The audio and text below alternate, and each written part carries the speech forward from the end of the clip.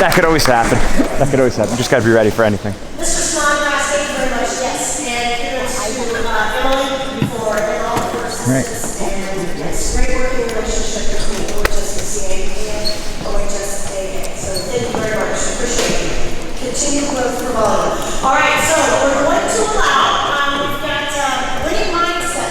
Two other little items that I did remember as Mr. Snodgrass was chit-chatting, and he just walked out the door. Kennedy from ABCA is here. If you have an opportunity next year, I believe the national championships will be at, here is Kennedy. National championships are in Pittsburgh, which I'm sure he's going to chit-chat just a little bit about. Apologize. No, you're fine. You're fine. We're right here. If you just want to give a little bit, we've got some. Okay. Good morning. Good morning. Good to see everybody. Give yourselves a hand this morning. Great crowd out here. I'll be brief. Kim just mentioned about the 2019 ABCA convention. Of course, that's held in conjunction with the NCAA Division I Women's National Championship, the Final Four. It will be in Pittsburgh. I actually did the math today. It's about 200 miles, less than 200 miles from where you're sitting right now. So December the 18th through the 22nd, it's a little bit later in the calendar this year, close to Christmas, but we're looking forward to having great support from the state of Ohio, simply because of proximity to Pittsburgh. So mark your calendars now, December the 18th through the 22nd in Pittsburgh, Pennsylvania. One note is that is the first time we've been to Pittsburgh, so we're excited about going there. They're excited to have us. We actually just did a site visit over there. I'm excited about going there. It's a great city to be in, great city for volleyball. December the 18th through the 22nd. Of course, you can go to abca.org to find out more information about that. I have one other announcement, and mainly it's for the upcoming season, 2019. I don't necessarily know if I call it Under Armour, but High School All-American. We have a watch list for High School All-Americans. We also have a watch list for ABCA Phenom. That's basically our program where we spotlight and showcase underclassmen.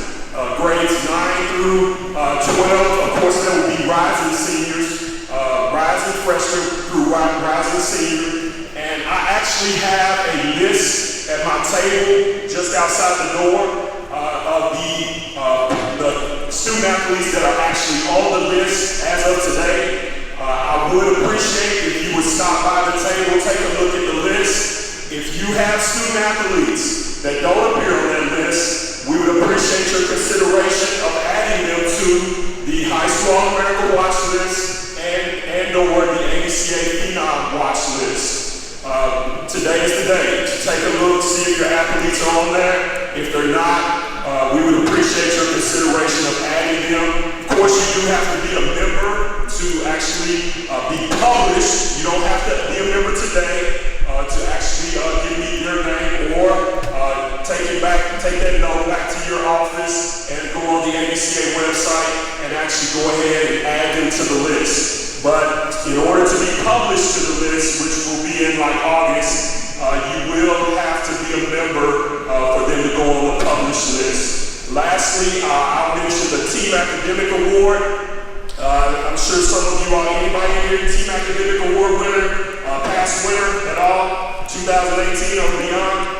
No Team Academic Award winners in here? Yeah, I gotta have one at least, because we had almost 1,000 schools recognized across the country from collegiate to high school that were winners of the Team Academic Award. Did I see your hand up there? Through ABCA. Well, I know Ohio has their own Team Academic, and I think it's what, 3.5? Well, they don't have to be as smart to be on the ABCA list. It's 3.3, so they can slide a B or two in there to be on the ABCA list. So Right now, we're actually accepting your applications, your submissions for Team Academic. Those will actually wrap up at the end of this month, June 30th. I know most are out of school right now, but you can take advantage of that. Once again, you only have to have I shouldn't say you only have to have, but you have to have a 3.3 grade point average, and of course you can find that information on the ABCA website. Please stop by the table and take a look and see if your athletes are on the Phenom list, watch list, or the All-America list. Thank you for having me, and good luck today.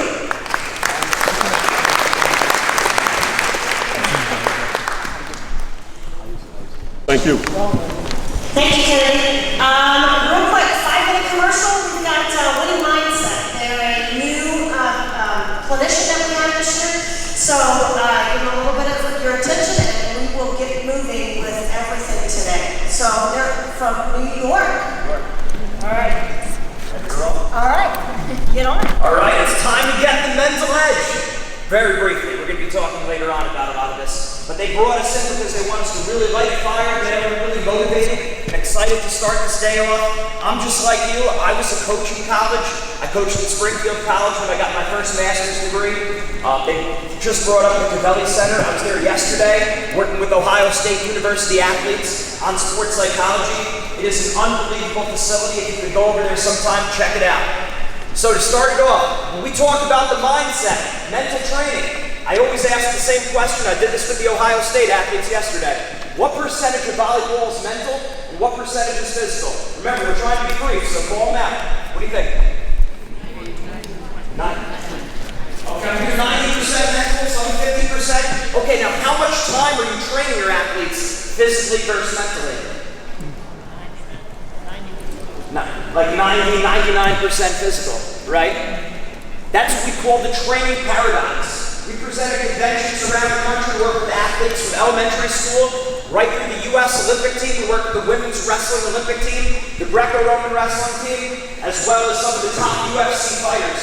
So our job is to basically make the toughest people in the world even tougher. And we see this in all sports at all different age groups. Coaches say sports are 90% mental, yet they're training 90% physical. You don't have to be a mathematician to see there's a little bit of a problem there. So, my man with the stick, if you want to come up, now you're a volunteer. Remember this, when you're working with kids, and I was a school psychologist before I stopped that full time to start this business up with my brother, Volleyball Mindset. Winning Mindset's the name of all the athletes. Kids don't remember what they hear, kids only remember what they do. You know that. You kind of know that intuitively, right? You say something that goes in one ear, out the other. How do you get the message to stick? They have to be doing things. So, my man right here, if you could balance the stick on one finger, please. You gotta look right down there at the red. A little tough. Oh, no, you're starting to look up now. Hold on a second. No, but if you look down, here's the point. When you start off looking down, what happens? It's a little bit tougher. Go ahead and do it. Do it looking down and then looking at the top. You're blowing up my trip right away. Point is, it's very difficult for people to do this when they look down. Now, when they look at the top, do the same thing. Piece of cake. Very good. Have a seat. So, in the short amount of give me a hand. So, in the short amount of time between looking at the bottom and looking at the top, did my man over here get any stronger, smarter, or better looking? No, right? What changed? His focus. What you focus on is going to determine your outcomes. That's sports, school, and life. So we want to make it very clear with all of our athletes that we want to use volleyball as a vehicle to improve these kids in life. All right, student athletes, if you're working on your mindset, if you're focused on the right things, it doesn't matter whether you're competing in front of a few thousand people in a championship game. It doesn't matter if you're taking the SATs or ACTs. It doesn't matter if you're in a job interview or if you're saying no to drugs or peer pressure. Do you believe in yourself or not? Are you mentally tough or not? Do you know your values? Do you know who you are? Do you know what you stand for? And it comes down to what we focus on. So very briefly, I'm just going to give you this one quick lesson before. We have 4 hours that we're going to be going in the classroom talking about how to get that optimal mindset so these athletes can succeed when they need it the most. One of our most powerful lessons. There's 2 types of animals in the animal kingdom. Predator and prey. Now, this is good. I see people pulling out notepads to write down. That's good. If you don't have a notepad, use your notepad on your phone. Perks of modern technology. Two types of animals, predator and prey. We want to teach how to develop the predator mindset on the volleyball court, in school, in life. And of course, it's just a metaphor, it's just an analogy, right? The predator mindset. So, how can you tell the difference between a predator and prey animal just by looking at them? Eyes. You're right, you're on fire today. Eyes. Right. Think about predator animals. Lions and tigers and bears. That's it, you shouted out. Good. Lions and tigers and bears. Their eyes are on the front of their head. Why does a predator animal need to have their eyes in the front of their head? Someone else. You're on fire. No, you're good. I like the energy. Why?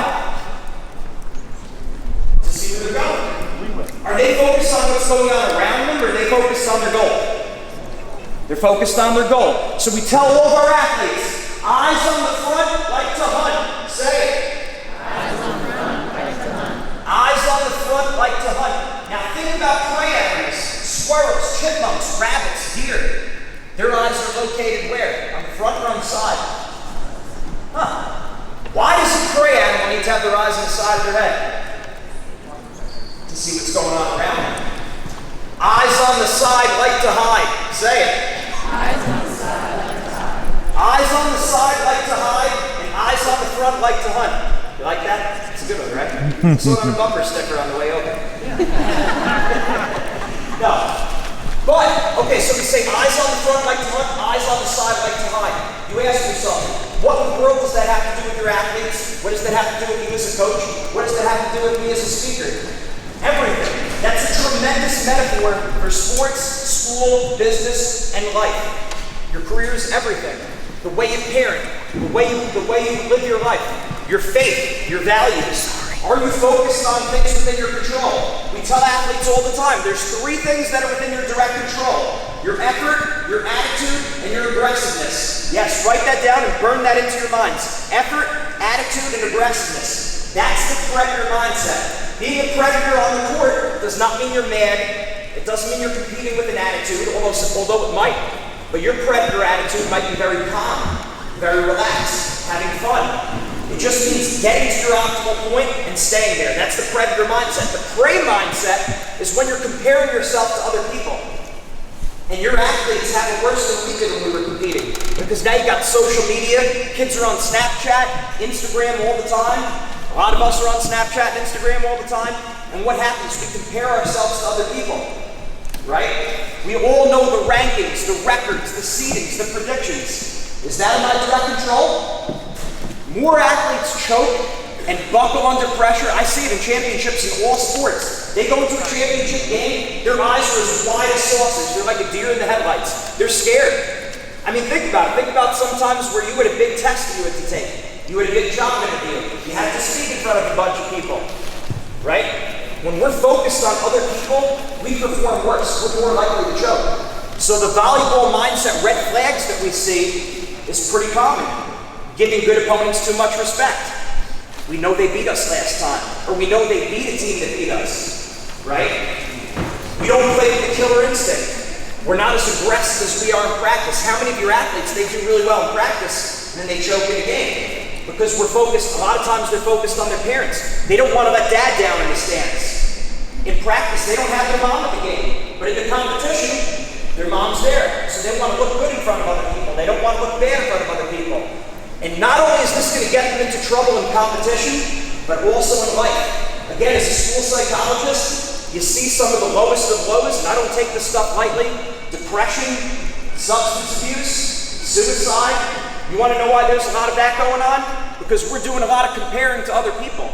So not only is that going to mess you up on the court, and you're going to choke under pressure, but you're also more likely to not be as happy in your life. Think about me. So, again, we'll go on more of that stuff later. Anyone wants to jump into any of our workshops, it's going to be really great. We're going to expand on it, give you very practical lessons that you can take to your athletes right away. The volleyball mindset, we're really excited to be here. Mindset makes the difference. We'll see it. Thank you. On fire, man. Really good.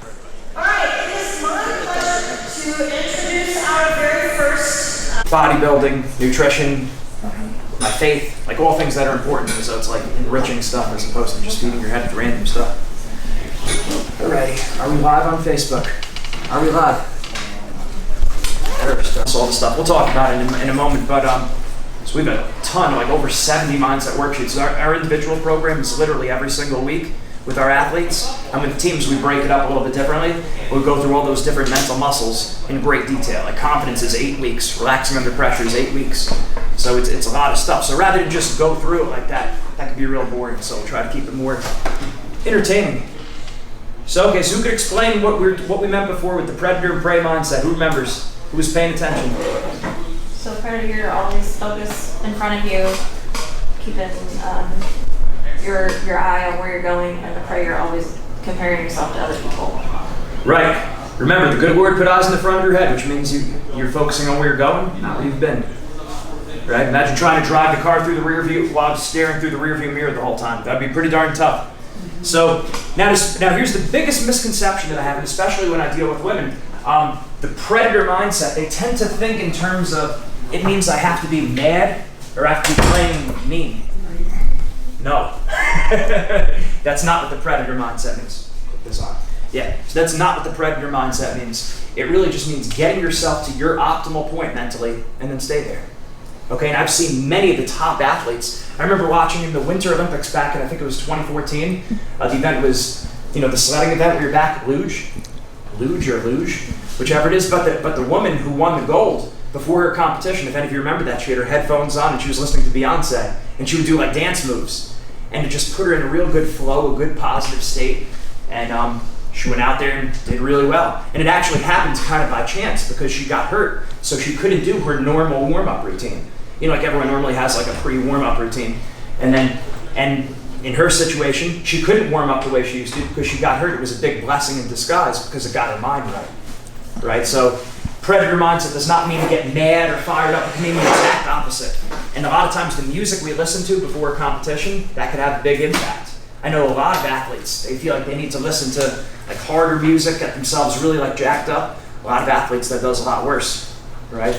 So no matter what sport you coach, you have kids that play sports, be careful the music you listen to. I used to think in high school you have to listen to Rocky or Ozzy Osbourne or Metallica and the final countdown to get myself all fired up. And I'm a high energy guy at 34, going on 35 next month. I didn't need that when I was 15. I was nuts, right? I needed to pull it way back. So in college, I started listening to music you would laugh at me for. Backstreet Boys, NSYNC, Alvin and the Chipmunks, disco, Christmas music, literally anything to make me smile and laugh.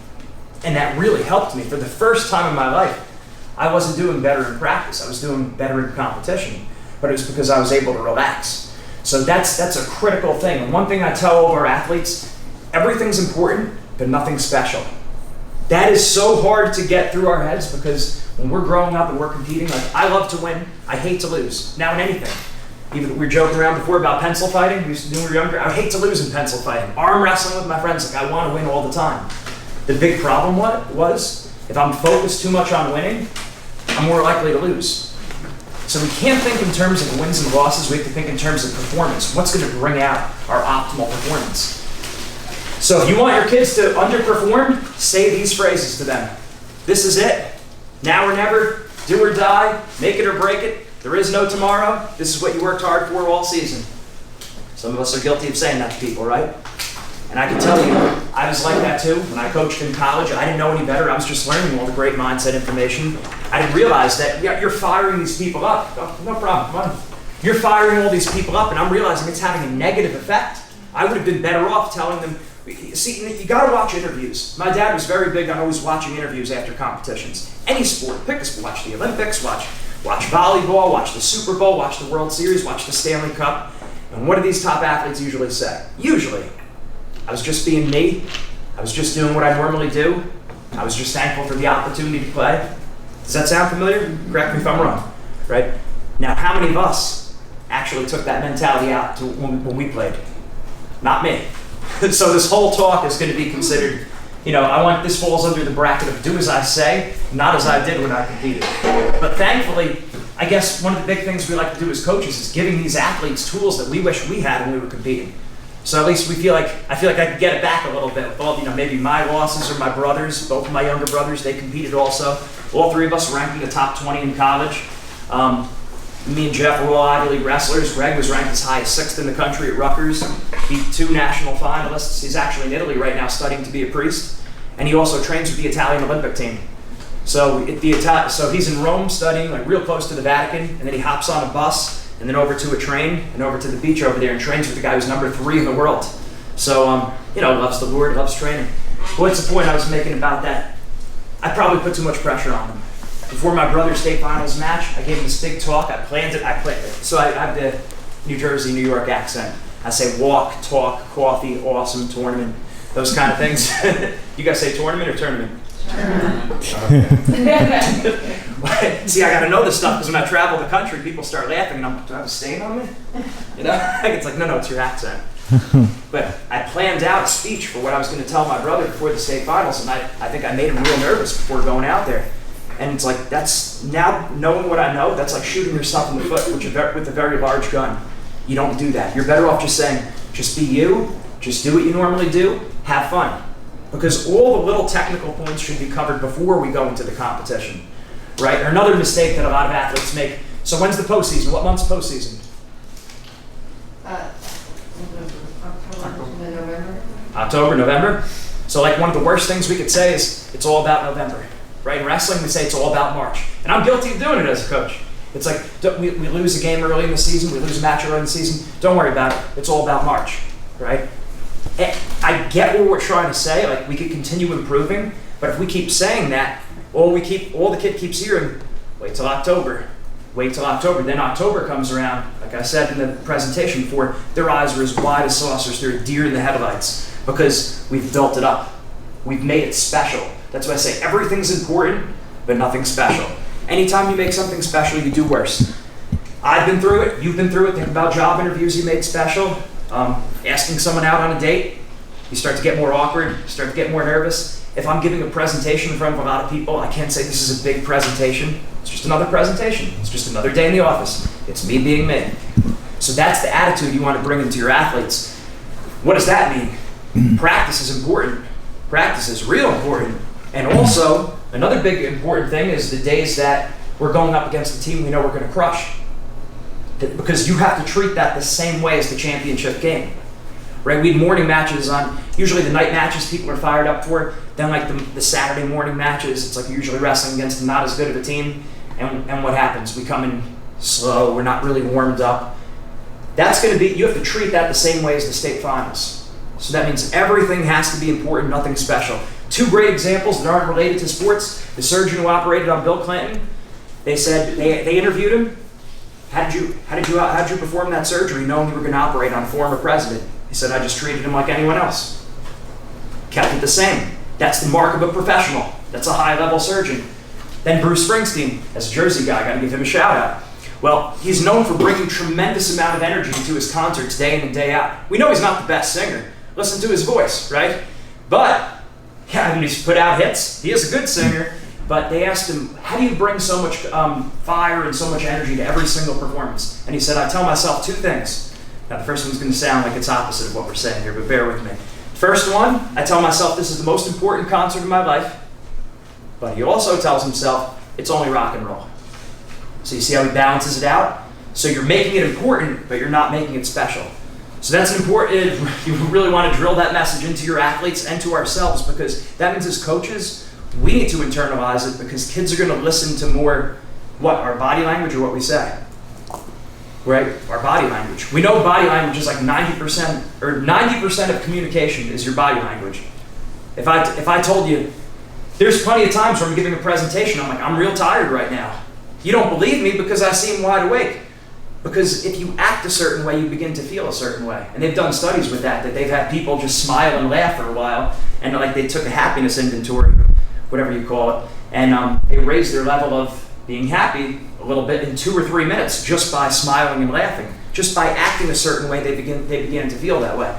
Okay, so what do we care about like that study? Well, let's add it to motivation, right? Act motivated. You don't feel like working out in the morning? You get morning workouts with your team? Act motivated. I remember in college, You know, my buddies and I on the team would be pushing each other, yelling in each other's faces, like just getting each other excited. That's the whole thing. So acting the way you want to feel.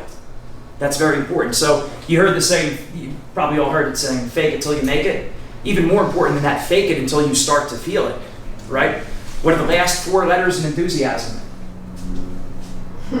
What are the last 4 letters? S-I-U-M. Yes. The last 4, enthusiasm? I. Oh, I. Oh, I was like, oh, did I get this wrong? No, I didn't get it wrong. That's okay. That's all right. It's I-A-S-M. It's not even that big of a point, but now I'm like hyping it up. I-A-S-M. I am sold myself. Okay, so in other words, I have to be into it also. Yeah, you got, if you're going to give mindset presentations, you got to have a lot of these, but you have to be sold yourself. And I can tell you a lot of coaches that they try to implement these strategies that we give them, and we tell them, you got to tell your athletes to have fun and to relax. And the coaches are there in the corner, and they're yelling, just have fun out there! It's like, are you going to believe him? Are you going to believe that coach? It's like, hey, this isn't special. Not a special competition. Just another day. It's like, come on, coach. Body language. Get those legs spread a little bit. Hands on the hips. Nod your head. Smile. When we smile, we tend to be more confident, and we tend to relax. So smile. I learned a good lesson on Facebook. They made one of those like creative movie things where you put like different heads on your family, on bodies that are just like, well, like dancing to the side. Who knows what I'm talking about? Okay, and they just have your face frozen. And I noticed that like everyone was smiling in their picture, and even though they were doing like it didn't look that bad. Like it should have looked funnier than it actually did, but because it looked like everyone was smiling, it's like, oh, okay, they're just grooving and having a good time. So smile. It puts us at ease. A big red flag for your athletes that you know they're going to choke is if you see them change their personality too much before a competition. That is absolutely positively guaranteed. If they change their personality too much, they're probably going to perform worse. Exhibit A, standing right in front of you. I'm a guy that likes to smile. I like to laugh. Clearly, I like to talk. Right? Before my matches in high school, I'd put on my headphones. I'd put on my hood. I wouldn't talk to anyone. I'm walking around pacing because I think that's what you're supposed to do. You're supposed to get mad. And I'd do a lot better in practice than competition. In practice, I was taking it serious, but I was having fun. I'd talk to my friends. So what you do is you treat before the competition the same way that you would treat the practice. Does that make sense? So it's okay to joke around a little bit. Now, we have to know our team, obviously. And I always say there's a big difference between joking around and screwing around. Okay? So joking around is like what I'm talking about here is we're strategically having a plan as a team to joke around and keep the mood light. That needs to be communicated to the athletes, right? Otherwise, people are just running around like slapstick and goosing each other or whatever. Like it's all over the place, right? That's not what we're talking about. We're talking about strategically having fun before our competition. Does that make some sense? That's important. And then knowing that they could do anything. We could do anything. We could do a lot more than we think we're capable of. As an example, look at that number in the back of the room. How long do you think it would take you to memorize that number?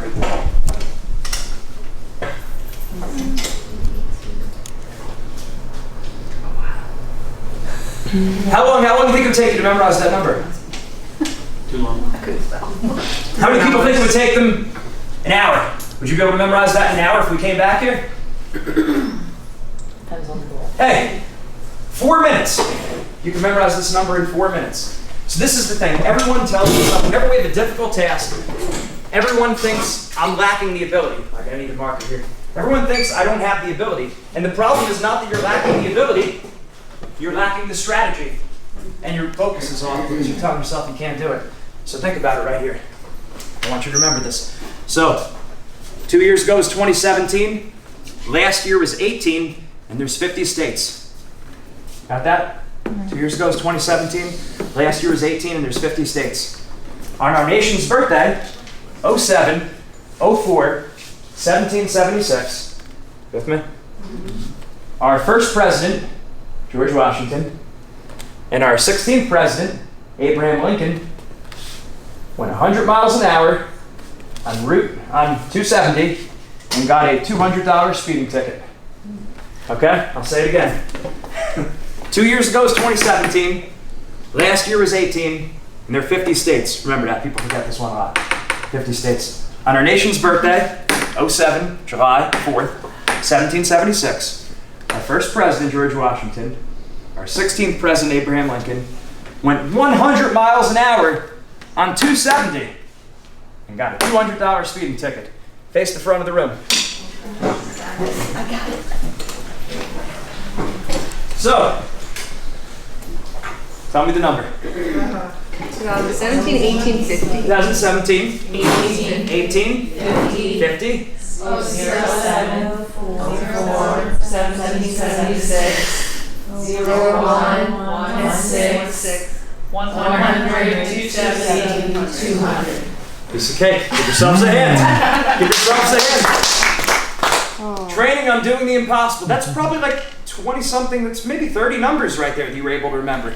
Now I get it. It was easy to put together a story with those numbers, right? Those numbers were selected, of course, obviously. But you could memorize pi if you wanted to, or do anything, and that goes for any skill in sports. So the bottom line is when kids say you really don't want to permit the word can't, right? I always tell the athletes, you say can't, we're down for push-ups, because there is no can't. It's only I will work on it, or if you're going to say can't, the next word I hear better be yet. It should be I will work on it, or I can't yet. So the words we say are so important, real important, because it changes the way we think. One of the best exercises that we have from a mindset perspective in this book is relaxing under pressure. I believe it's week 5 or week 6. We talk about word changes, because the way you want to look at it is this: our words impact our thoughts impact our behaviors, and our behaviors impact our destiny. So I'll say it again: the words are the first link in the chain. Words impact our thoughts. Makes sense, right? The words we use are going to change the way we think. Our thoughts then impact our behaviors. And then our behavior impacts our destiny, right? Our consistent behavior, our habits form our destiny. So the words we use are real important. Like I said, we have a lot of these. I'll try to pick out some of my favorites. Problem. People hate problems. So throw them out. Don't use the word problem anymore. From now on, use the word challenge. If you change that word, you don't have to use the word problem again. People don't like problems, people love challenges. It does the same exact thing, but there's no negative connotation. Do you hear how that sounds differently? Right? My car broke down. I had a big problem today. My car broke down. I had a challenge today. My car broke down. You see, it feels a little bit different. Sometimes that little feeling is going to be what makes us more proactive. It makes us more positive. So our self-talk, we want it to be positive, we want it to be proactive, we want it to be rational, and we want it to be empowering. Positive, proactive, logical, and empowering. Okay, little word changes change a lot. Another word we could throw out: worry. Who likes to worry anyway?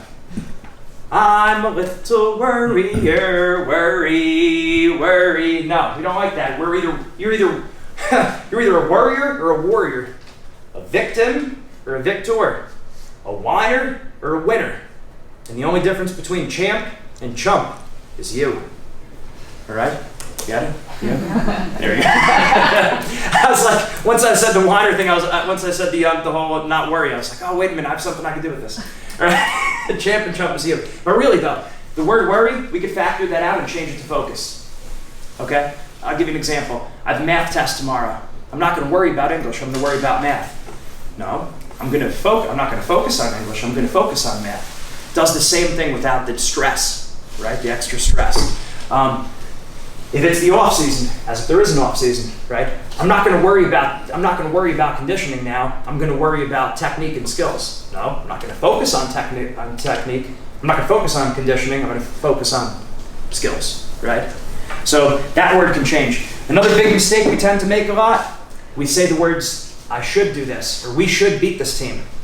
Now I'm guilty of this, and where did I learn this? But sitting in my sports psychologist's office when I was in college. So I lost a match to a kid that I thought I should have beat, and I was explaining to him the whole situation. He's like, yeah, tell me about it. And I was like, I should have did this, I should have did that. Quietly listened to me for about 2 minutes, and he said, do you realize you used the word should about 10 or 20 times in the past 2 minutes? No, I didn't even realize I said it. And he said, well, instead of saying that, you want to use words that are more positive, more like taking that stress off. He said, that's a lot of pressure to put on yourself. You know, where is it written that you have to win this match, right? You don't have to, you want to. So instead of using have to, should, must, need to, ought to, use the words you want to. You're going to. You choose to. So pick one of those words that you like. The choose one kind of sounded funny to me, so I'd rather say I'm going to do this, right? I'm going to execute my technique. So instead of using the word should, have to, must, need to, ought to, I would scrap that and I would say either I want to, I'm going to, or I choose to. Because it sounds different. When you tell a kid you should win this competition, you tell the team we're a lot better than we should win by 10. Sometimes we do feel like that, right? Sometimes, and in our heads, we should win by 10. But it's extra pressure. You don't want to have that, right? So changing those words, it goes a long way. So does that make some sense? Does that sound a little bit different? Do you hear how that could actually have big changes on people? Right? Another word, instead of saying reacting, we respond. Because think about it medically. If you're reacting to a medication, is that good or bad? Bad, right? But if you're responding to medication, it's good. So it's being a little bit more proactive. And again, I know these are little slight changes here, and it's very really we're nitpicking here. But that's the bottom line. As a mindset coach, you want your mindset coach to be nitpicking, right? You want your accountant to be nitpicking. You want your lawyer to be nitpicking in their areas. Same thing with mindset. We're going to leave no stone unturned. So just another way that our mindset training, the best way to think about it is different than sports psychology, therapy, or motivational speaking. I love all of those things. I love motivational speaking. I have them all over my Instagram. I love psychology, I'm a school psychologist, and therapy, I'm all about that. And I think that's very important that we communicate to our athletes that if you need help, talk to a therapist. That's a strength, that's not a weakness, right? That shows that you have the predator mindset. You recognize there was an issue, you got the help. So stress that, really make that very clear to the athletes, because we see, again, depression, suicide, substance abuse, it's a very high rate right now. But I'm all about those things. But when I talk about mindset training, I want the athletes to understand that look at this as strength training for your mind. Okay, strength training for your mind. If you go with that analogy, it's very helpful. As an example, how many months out of the year are serious athletes strength training? All of them, right? 12, right? Serious. How about our technique, our skills? How many months are serious people playing? 12, right? So then you think about mindset, right? A lot of people were saying it's 50% mental, 90% mental. Okay. So then how many months of the year should we be doing our mindset training? Probably year round, right? Especially when this has an impact on us after our career. Because I can tell you, I have great wrestling technique. I don't use it anymore. I don't, right? I still try to stay in really good shape, look good for the beach. That's important when you're a Jersey guy, right? Right? We don't pump our gas, we pump our fists. But in any event, doesn't matter. Okay, great. You're in shape, or you could bench this, you could squat that. Whatever, I'm not using that, but my mindset lessons I'm still using in my career.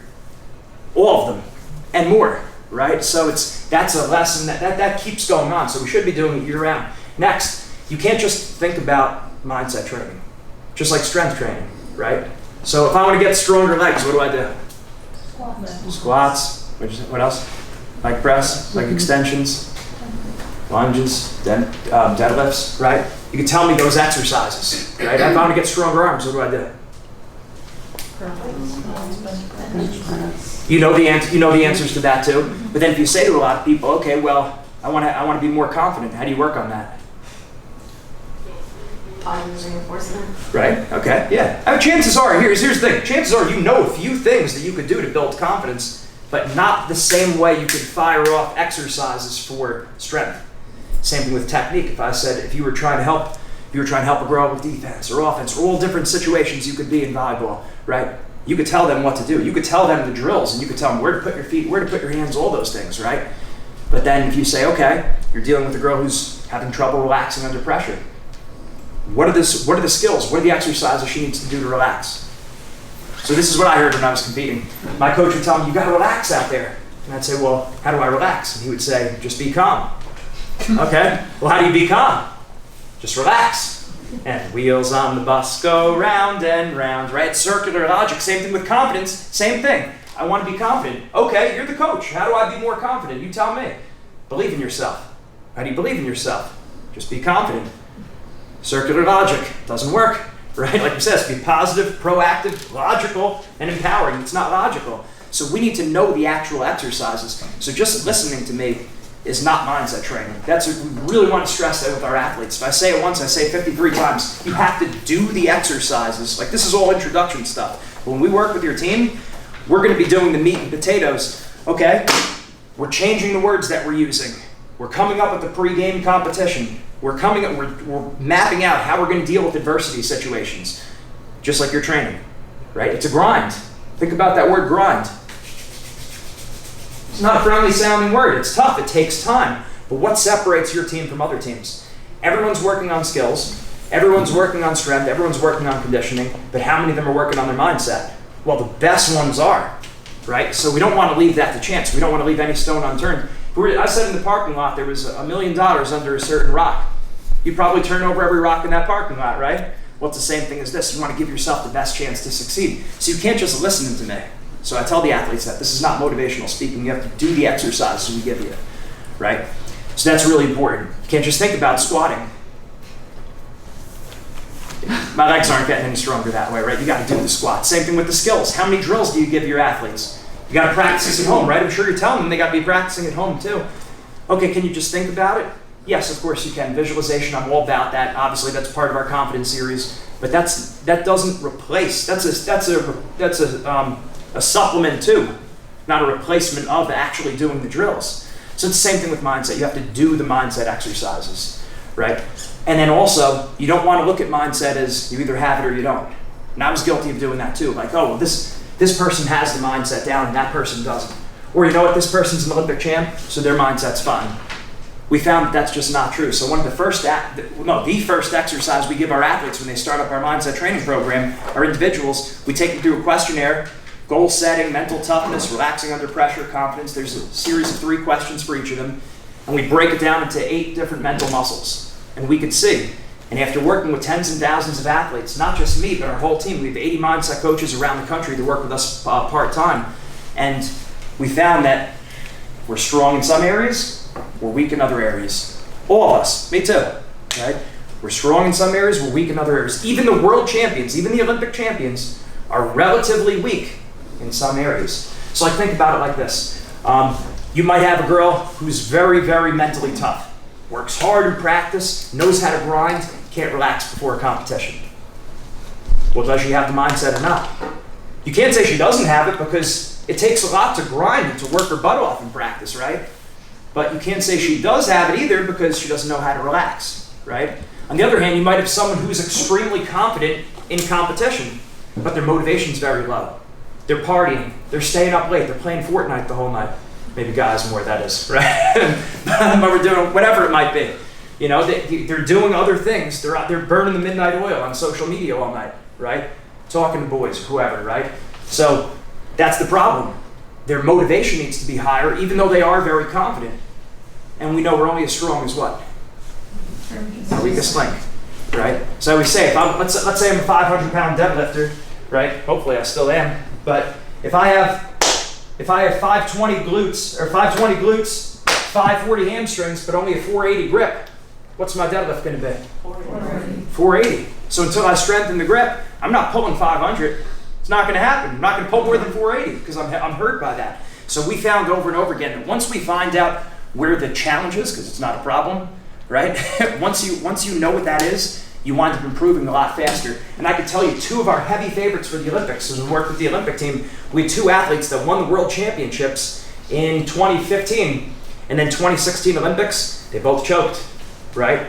The one guy who was a heavy favorite, what happened? He spent a lot of time on promoting his new shoe that was coming out. He had a shoe deal, so he was promoting that the week of the Olympics. We saw him taking pictures like Serena Williams and all this stuff. Like he was enjoying the Olympic experience. And I'm sure a lot of his family was saying, enjoy the Olympics, right? And it's like, yeah, it's true. You only live once, and how many Olympics are you going to be? And you should enjoy the experience. Well, the goal dictates the behavior.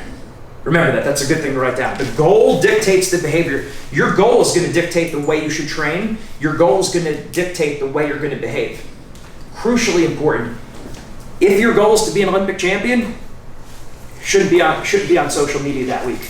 I look at LeBron James. I was never a basketball player, obviously, but you got to admire people who are at the top of their sport. What does he do? Shuts down. Shuts down. What does he do? Yeah. He shuts it down. Yeah. Black. He exactly does a blackout, right? When his team's in the playoffs, no social media. He's off it. Because remember, these athletes have it worse than we did when we were competing because they're seeing their friends, and everyone's hyping it up. Remember we said treat everything the same? right? Everything's important, nothing special. Well, a lot of your team, if you're a higher level athlete, you're going to be friends with a lot of other higher level athletes in your area and around the state. So they're posting big weekend, championship weekend, and they start elevating the event. It's like, you ever see Shogun Assassin? They say, samurai movie, what do they say? Choose the bull or choose the sword, right? So in my mind, it's like, you're either an athlete or you're a spectator. You don't want to do this. That's wishy-washy. That's being a foot in both sides. And who cares about that? Now you're half-hearted, right? I'd rather you pick a side. Choose the ball or choose the sword, right? So if you're trying to win, do what you have to do to win in that situation. That's where I would be like a little bit more hardcore with that. And in college, we're at the national duels. The number 1 and number 2 colleges in the country were competing, and we had to buy that round. So what do you think we want to do as athletes? We're kids. We want to watch, right? Now we were a top 15 team in the country. We had a national champ, we had an All-American, the whole team was ranked in the country, right? We wanted to watch the match. Our team, our head coach was eventually the Olympic coach. He was a world champion wrestler, right? He was the only American wrestler to get the most technical wrestler in the world award, right? He's like, men, we're not spectators here, we're participants. We're going in the back room and we're going to recover. How do you think we felt? We were mad. What's the coach's problem? Stinks, right? All that stuff, right? And he was right, because choose the ball or choose the sword. Are you a spectator or are you a participant? So again, that's the difference between a way a guy, okay, so like, yeah, I was a good college wrestler. That's the difference between a guy who was ranked in the country versus a guy who was the best in the world. And that's why I always say, you got to start looking at the best of the world. How are the best athletes thinking? How are the best athletes training? How are the best students studying? They're sitting in the front row. They're asking questions. They're coming over for extra help. They ask their parents for the tutor before the parents even say they need a tutor. So we want to translate that lesson. How do the happiest people in the world think? How do the holiest people in the world think? You don't want to be average, right? We know the bell curve. You guys know how the bell curve works? I don't need to put it up, right? Most people fall where? In the middle. So if you just follow your friends, where are you going to end up? Average, right? And again, I have to make certain assumptions. I have to assume that some people are trying to be great. And if you are, it means you should look a little bit different than your friends.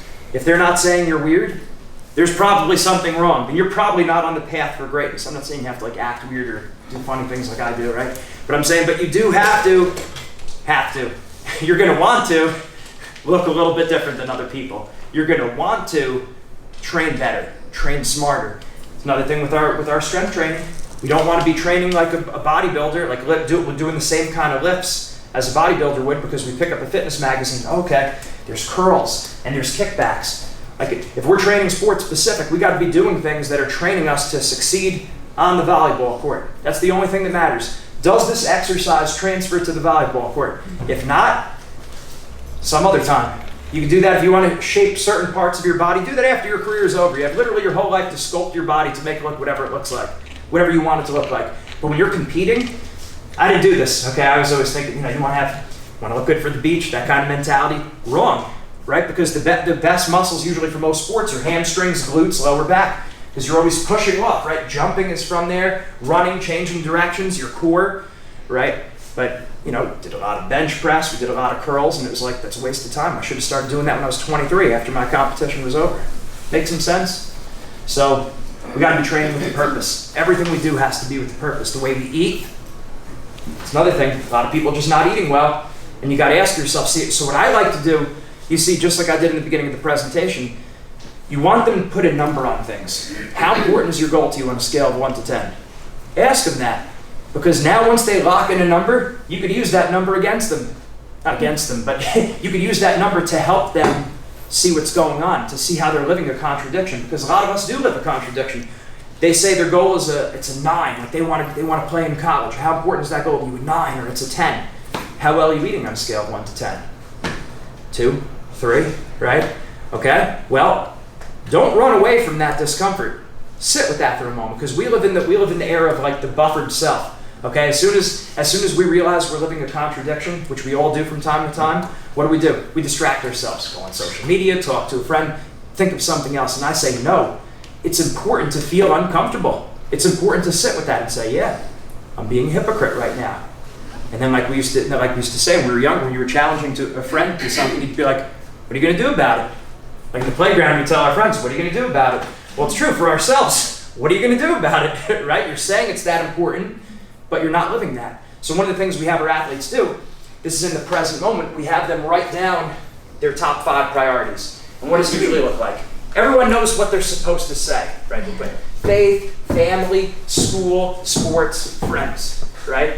They know it. They know what it's supposed to look like. And then you ask them, okay, what does that list really look like? You know, school's way down at the bottom, their faith's down at the bottom, their friends are much higher than they should be. It's not that friends aren't important, friends are very important. But when you're comparing it to other things, you know, your friends are gonna come and go, and then did you get it done in school?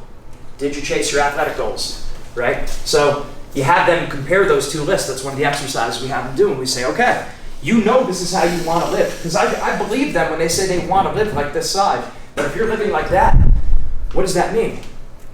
That means you're a slave to your emotions. See, we confuse freedom with slavery, right? And it sounds funny, but we do. We think, I'm going to do whatever feels good, whatever makes me happy, right? How many times do we say that? Whatever makes you happy, do whatever feels good. That is not freedom. That's slavery, because you are actually addicted to your feelings. You're addicted to your emotions. And that's how most kids at this day and age, that it's the instant gratification, right? That's how they live. So you have to point that out. If you were a free person, you'd be able to say no to your feelings at the right times, because not saying our feelings are bad, obviously. You'd be able to say no to those feelings, and you'd say no because I want to live like this. So I'm going to go to bed on time. Or if not, you know, there's no perfect world. I'm going to go to bed a little bit earlier, right? I'm not going to party like that, right? So things like that, we got to call those contradictions, and we got to have them sit with that discomfort, and we got to pause, right? What are you going to do about it? So I know it's a lot of stuff that we hit on, but any questions about anything that we talked about or anything even related? Because we're at the, where are we at? Yeah, we're almost at the, I guess, the 15, 20 minute mark. Yeah. Probably a good time. But as far as anything we talk about, relaxing under pressure, confidence, what should we be thinking before the competition? What are some things that'll help kids with confidence? Because that seems to be one of the biggest things that I think as a coach with this age group of girls we face. They just don't have the confidence because life is going on, and the boyfriend broke up with me, and this friend's mad at me now. And I didn't hit it perfectly every time, or I didn't. They just seem to get down on themselves really quickly. Okay, so I distinguish it a little different. So like when you say about hitting the ball a certain way versus when the boyfriend broke up with me. So like the hitting the ball, like I want to be successful, like competing, that is more like confidence. Then we say about how, the other one you said is more like a self-esteem thing.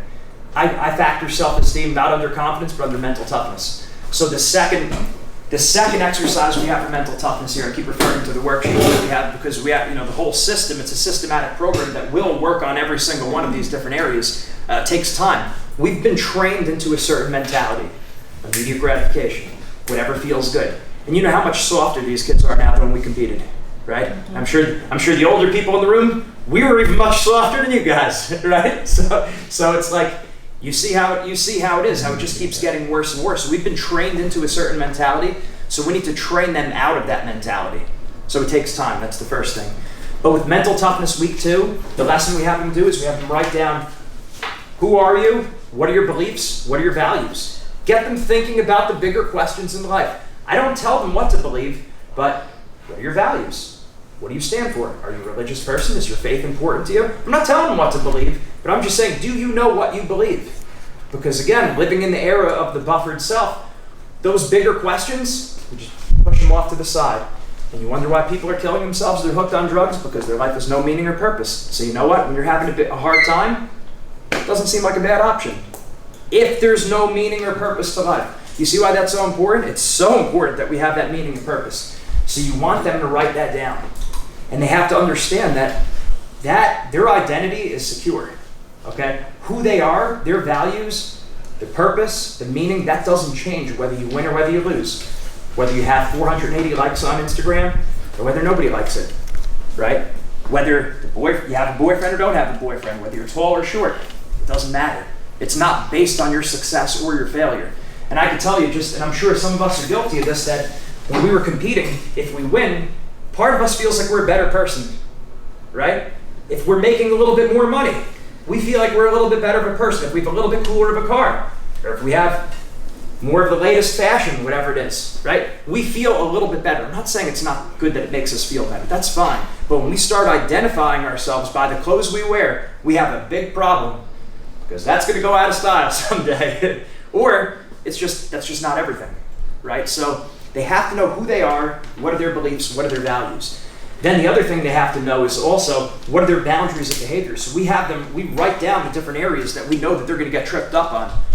What's their bedtime? And they're putting it down. So they know when they broke the rules, because they made the rules for their values, right? We could suggest get 8 hours of sleep, but now you put down, what time are you going to go to sleep? What's your stance towards partying? What's your stance towards relationships? They need to think about that, right? Especially once we deal with college, you start to have people who are above the age of 21, so they can drink. It is legal. So now it becomes a matter of tempering that. Before, when you're younger, it could just be simply like, you're not supposed to do that. Of course, you could say that and the kid could do anything, but like they should know, where are they cutting themselves off? Where do they draw the line? And you never want to wait until you get in the moment to draw the line. That line's got to be predetermined. They got to say, if it's college and they're of age, they got to say 2 drinks and then I'm done. And even if they cross the line for 3, they know that they crossed the line. That's very different than not having a line there, And that's probably what's going to stop the 6, 7, or 8, right, or whatever it is, right? So they got to know that. The same thing I tell our guys all the time in relationships. Is your faith important to you? Is that something that's important to you? So if you know chastity is an important thing to you, you better darn well know what your boundary of behavior is before you get around that person you're really attracted to, because you're going to cave in that moment if you don't have that predetermined. You might even cave if you have it predetermined, but have a plan. Most people don't have a plan, and most people don't actually sit you down and take the time to go through this. We don't leave that to chance. We have them fill out a pretty vigorous examination of themselves as far as sports, school, and life. And we ask them questions. I'll show you, but it's similar to that. But that's what we're talking about, knowing who we are. And that doesn't change whether or not we have a boyfriend or anything. The examination, I think that's under mental, it's under mental toughness, I believe. And just asking them, like for volleyball, we'd be asking them, are they working on their strength training? How can they improve their eating? Are they going to sleep at a regular time? Here's a couple, sports. How's my effort, attitude, and aggressiveness? Am I coachable? Am I open to critique and criticism? How can I eat healthier? Can I be more consistent with my practice, lifting, and cardio? Do I work on my plyometrics? Do I work on my flexibility and strength on my own? So we have them fill out that paper. They get those worksheets. So what we do is we send these worksheets to the coaches. They print them out for their team, and they have those forever. They could always look at that. And we have them pick an accountability buddy on their team that they meet with once a week. And that's up to the coach and to the captains to enforce that. But we're constantly saying that to them.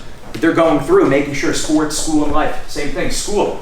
Can I spend more time in my homework? Do I attend to all classes? More of a college thing. Do I sit in the front? Am I class clown? Do I take class serious? Do I know how to study my best? Do I ask for extra help?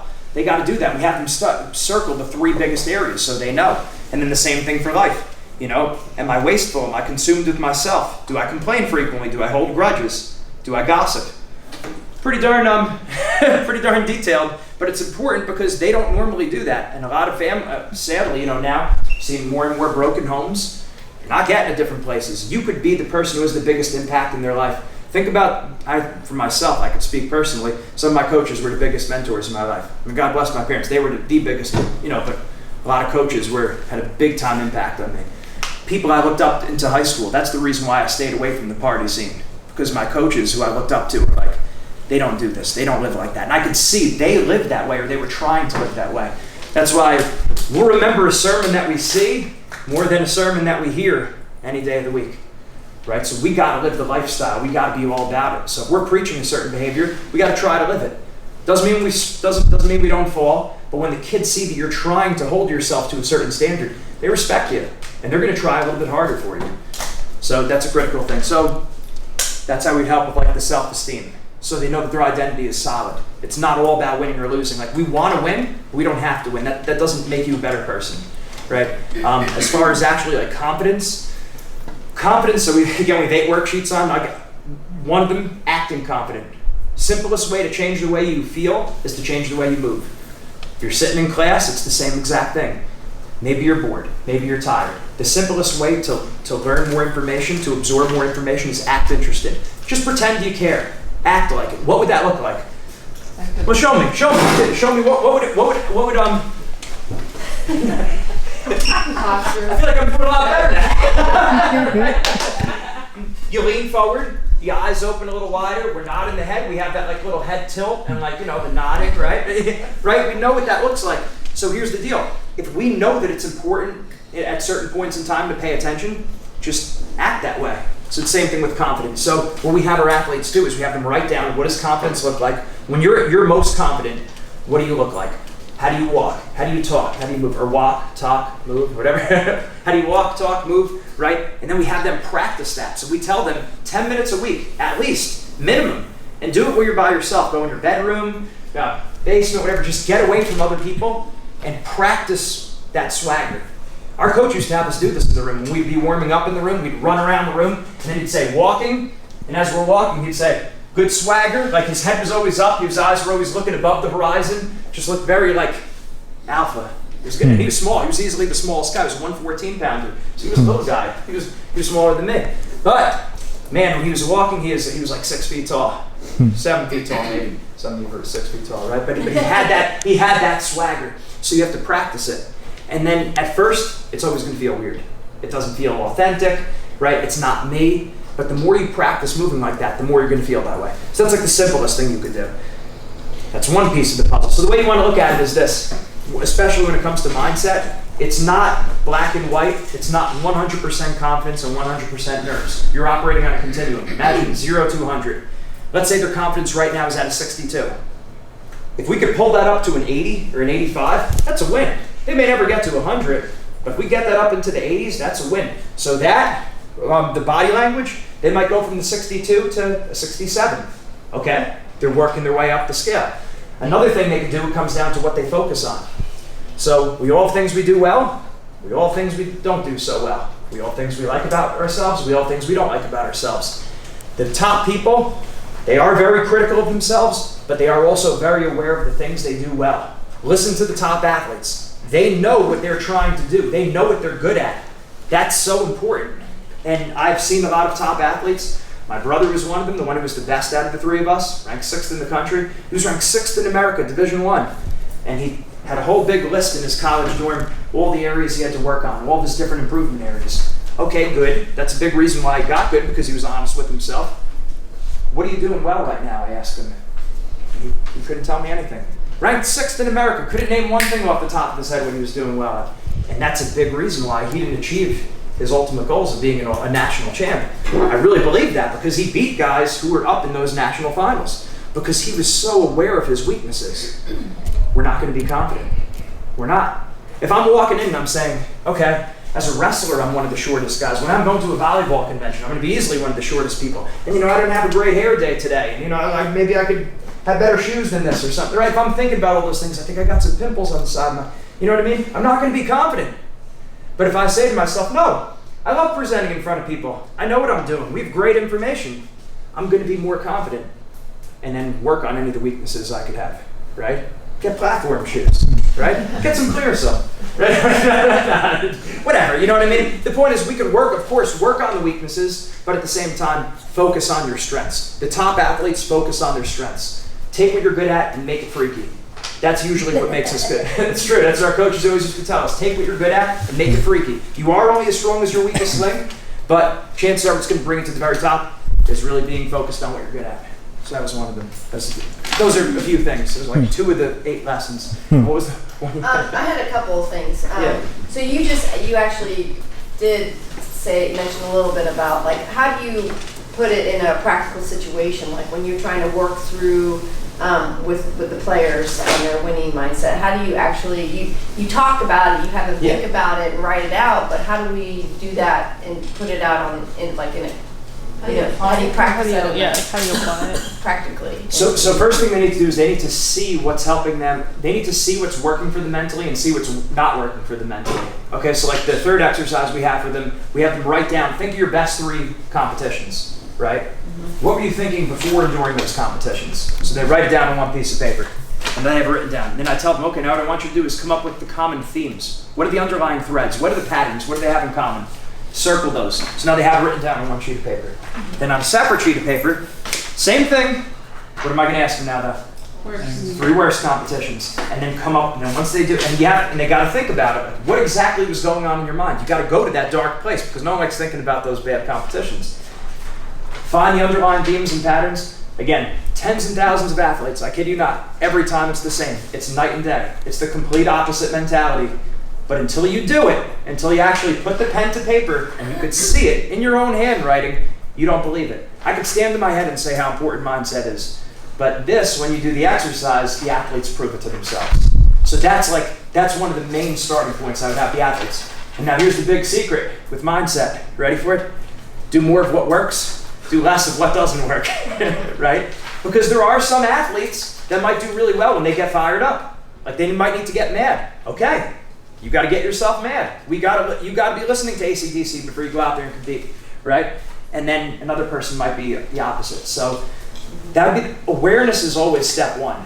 And then after that, it's taking time to practice that mentality, you know? So that's a big thing. Also, like another way that we put some shoe leather on it and really make it down to earth and practical, we talk about having a pre-competition routine. Okay, so we're not talking about a warm-up. The team warm-up is what we do like more in advance. The pre-competition routine is really more like what you're doing right before you step out to compete. And in volleyball, what you're doing in between each point. Okay, so what exactly are you telling yourself in those moments? So right before you take the court for the first time, we've identified 4 key ingredients to a great pre-competition routine, and this is something I've seen for all sports.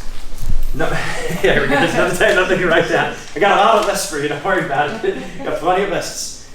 Number 1 is dynamic stretching. We know the difference between dynamic and static stretching? Okay, so dynamic stretching, dynamic means moving, static means staying still. So it's not saying one's good and one's bad, it's saying timing. Before competition, before lifts, before practice, it's always dynamic stretching. After practice, after competition, it's static stretching. Because then you will get more flexible from that static stretching. So before competition, I can't tell you how many times we see people sitting down in their can, right in their butt, and they're doing this, right? Or we're doing this, or if we're gonna get our arms ready, we're doing this. That would be fine if we're after a competition. Before the competition, you're better off doing like leg hikes, kick your legs up in the air, movement, because you're waking the body up. It has to do with the neuromuscular system, right? So you want to wake your body up. Same thing with foam rolling. A lot of your athletes use a foam roller, or like, right? We're laying down on it. That's after, because it's putting your body to sleep. Once you get on the ground, you start to get tired. I started getting tired once I got down. You gotta have some more Pepsi. No. Dynamic stretching. And what I tell the athletes, have a list. Work from the top of your head to the tips of your toes. Go in order every single time. Same order every time, not to be superstitious, but because while you're thinking about your order, you're not thinking about letting your coaches down. You're not thinking about your parents in the stands. You're not thinking about the team you're going to play against. You're thinking about going through your stretches. That's where you want them. Number 2, deep breathing. Taking at least 10 deep breaths before they go out there and play their pre-competition routine. In between each point, there should be at least 1 deep cleansing breath in between each point. I tell our wrestlers the same thing, because a lot of people, they don't realize they hold their breath in the middle of competition and they get real tired, right? They can go forever in practice. They get into a competition, they wonder why they're exhausted. 1, because stress takes more energy out of you than a 2-hour practice, and number 2, because a lot of people just stop breathing. So you got to take a cleansing breath in between every point. It begins in practice. If you don't start doing it in practice, it won't happen in a game. No way. Won't happen in competition. So take the cleansing breath. Number 3, some kind of element of fun. Something you do that makes yourself smile and laugh. Unless for some reason we've identified this is not you, I'd recommend this for literally 9 out of 10 people. Something you do that makes yourself smile or laugh, because most people take themselves way too serious right before a performance of any kind. Job interview, SATs, whatever.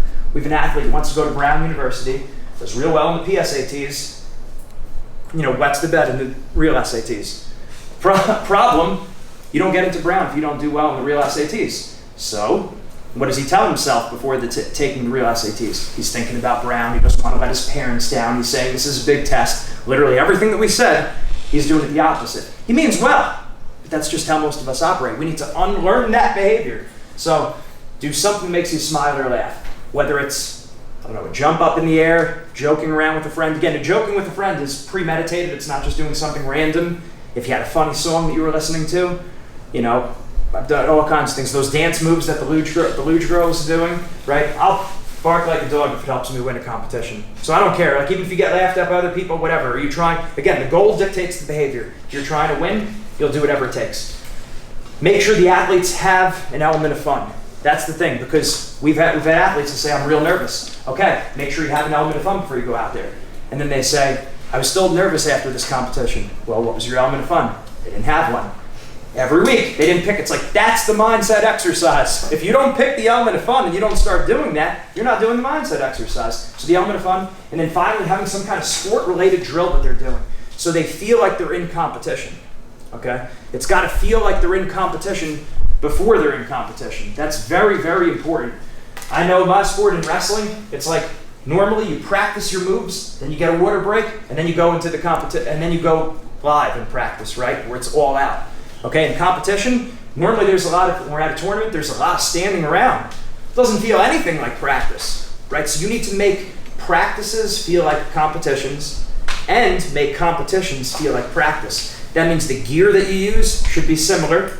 That means what you're telling yourself should be similar. That means the body movements that you're making should be similar. So practice needs to be similar to competition, and competition needs to be similar to practice. So those are the 4 things we've identified that are really, really important for a good, solid pre-competition routine. Make some sense?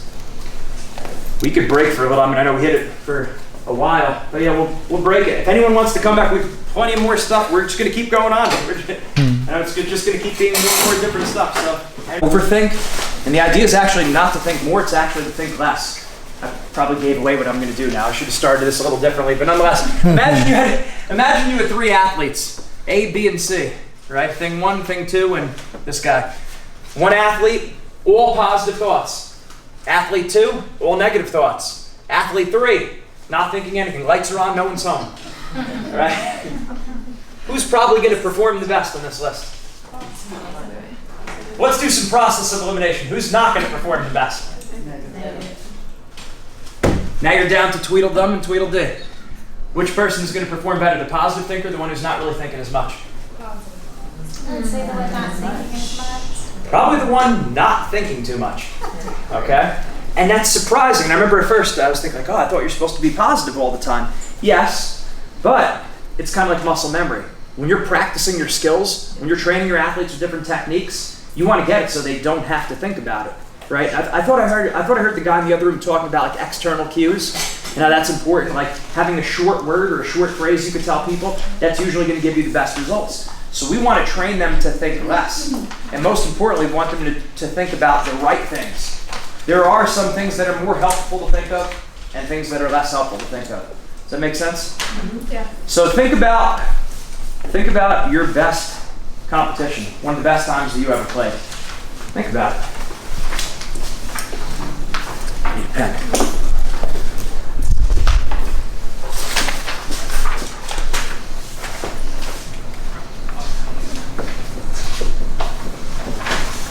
Oh, my bad.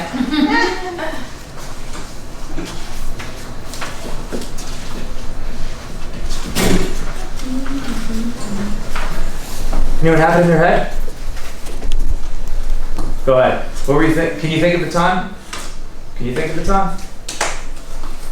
No, I'm not paying attention. Sorry. I'm sorry. Need help? Can you think of a time? Yeah. So you performed really well? Yeah. Okay. What were you thinking? Not much. What? Not much of anything. Okay. Okay. It's good. Good. Good. What else? What were you thinking? Not much of anything. Anyone else want to chime in? What were you thinking? Just play. I wasn't thinking. It was Just play. Play. Right. The words that I normally hear are these. Either I don't know or I just. I might even write a book about the word just. I don't know. I just. You know what I'm talking about? Does that make sense? Even though this didn't work out exactly as I planned, which happens sometimes. It's okay. Sometimes it's fun that way. We say, I just played. It just happened, right? It just worked out. There's something about that word just that shows that we were trying, but we weren't trying too hard, right? Does that make some sense? So I was just telling the group before, we want to treat competitions, all competitions are important, no competitions are special. If you make a competition special, 9 out of 10 times you're going to choke. That goes for a job interview. That goes for asking someone out on a date. That goes with speaking in front of a group of people. It'd be real easy for us to have this conversation right now, all of us. But if all of a sudden we knew we were on TV and it was going to be on the news tonight, we'd get a lot more choppy, get a lot more awkward, it'd look a little bit weird. Start doing things we don't normally do. Girls, probably a lot more playing with our hair. That's what we do a lot of times, right? Guys, start touching our body, right? We'd start doing stuff like, well, see, I'm towel digging, I'm not sure what to do with my hands. Right, put them down, right? So it's true, we start getting a lot more awkward when we think too much. We want to get to that point. So it takes time. Just like you train your body, you have to train your mind. And how much more important is it when you know you're taking these lessons with you for the rest of your life, right? When you know that your technique, your skills that you build, your strength training, your conditioning, eventually that's going to fade. Eventually your conditioning goes. Eventually your strength goes, right? But when you get into your business, your career, you're still applying all those mental lessons that you learned then. And you have an opportunity now to not make those same mistakes in your career that you made when you were, in your athletic career, right? So that's a big reason why a lot of us get into the whole field of coaching anyway. We want to give athletes the tools that we wish we had when we were, in their shoes, right? So it's making sure that we take the bull by the horns. And I say this very frequently, that it's sometimes the best athletes that need the most mindset training. What? How's that true? Well, who do you think is going to have all the pressure on them? Who are the papers coming to see? Who's thinking about getting a college scholarship? Whose dad is probably putting a tremendous amount of weight on their back, right? The best athletes. So once you get there, when you're trying to build a dynasty, you think you get to the top, okay, the mental training ends. Oh, no. Mental training sometimes begins then. I was telling the group before, we had 2 American wrestlers that, because we worked with the Olympic team, 2 of them, they were highly favored to win the Olympics, and both of them lost. They both choked in the biggest, they won the world championships the year before, they lost in the Olympics. Why? They were too caught up in the hype. I say it's very important, we don't want to get sucked into the fan mentality. If any of you are following us, you know what I mean by that. The hype, the fan mentality, records, rankings, seedings, predictions, the forums, and these kids have it much worse. These athletes have it much worse than we had it because they're constantly comparing themselves to their friends, right? So, when championship season rolls around, they're looking on social media and all their friends are saying, big weekend, this is the most important weekend, right? This is all that counts. We don't want to have that attitude. We want to treat everything the same. But it starts in practice. We need to have good body language, right? You've heard many times, it's not whether you win or lose, it's how you play the game, right? Everyone's heard that? Okay, what does that actually look like? A lot of times coaches don't explain that to us. Like, what does that look like? It's not whether you win or lose, it's how you play the game. If you ask any athlete how they did the past weekend, what do they tell you? We won. This was the score, right? They tell you about the score. They tell you how many points they scored. They tell you about their stats, if they won or if they lost, what the team placed in a tournament, right? We took first, we took second, right? It doesn't tell you anything. The competition could have been horrible. You could have got terrible calls from the referee. You could have been it could have been your best game. Someone could have been hurt. So what does that tell me? When I talk to my athletes, I speak to them regularly, I don't want to hear about if you won or lost. I'm going to be the one guy in your life that's not asking you if you won or you lost. I'm not going to ask you what your record was. I'm not going to ask you about your stats. What I want to know is 3 things. Effort, attitude, and aggressiveness. Effort. Did you go all out or hold back? Now I get it. We live in a world where there is a lot of gray. Not when it comes to faith and morals, but when it comes to a lot of things, like what we want to choose as a profession, this, that, and the other thing, right? There's a lot of gray. But you want to make it very simple for your athletes, especially people who are prone to overthinking. I work with a lot of athletes that overthink too much, right? Especially some of the higher level schools that we work with in terms of athletics and academics, right? They're overthinkers. You want to make it very simple. Make it black and white for them. It makes it easier for us to think. Did you go all out or did you hold back?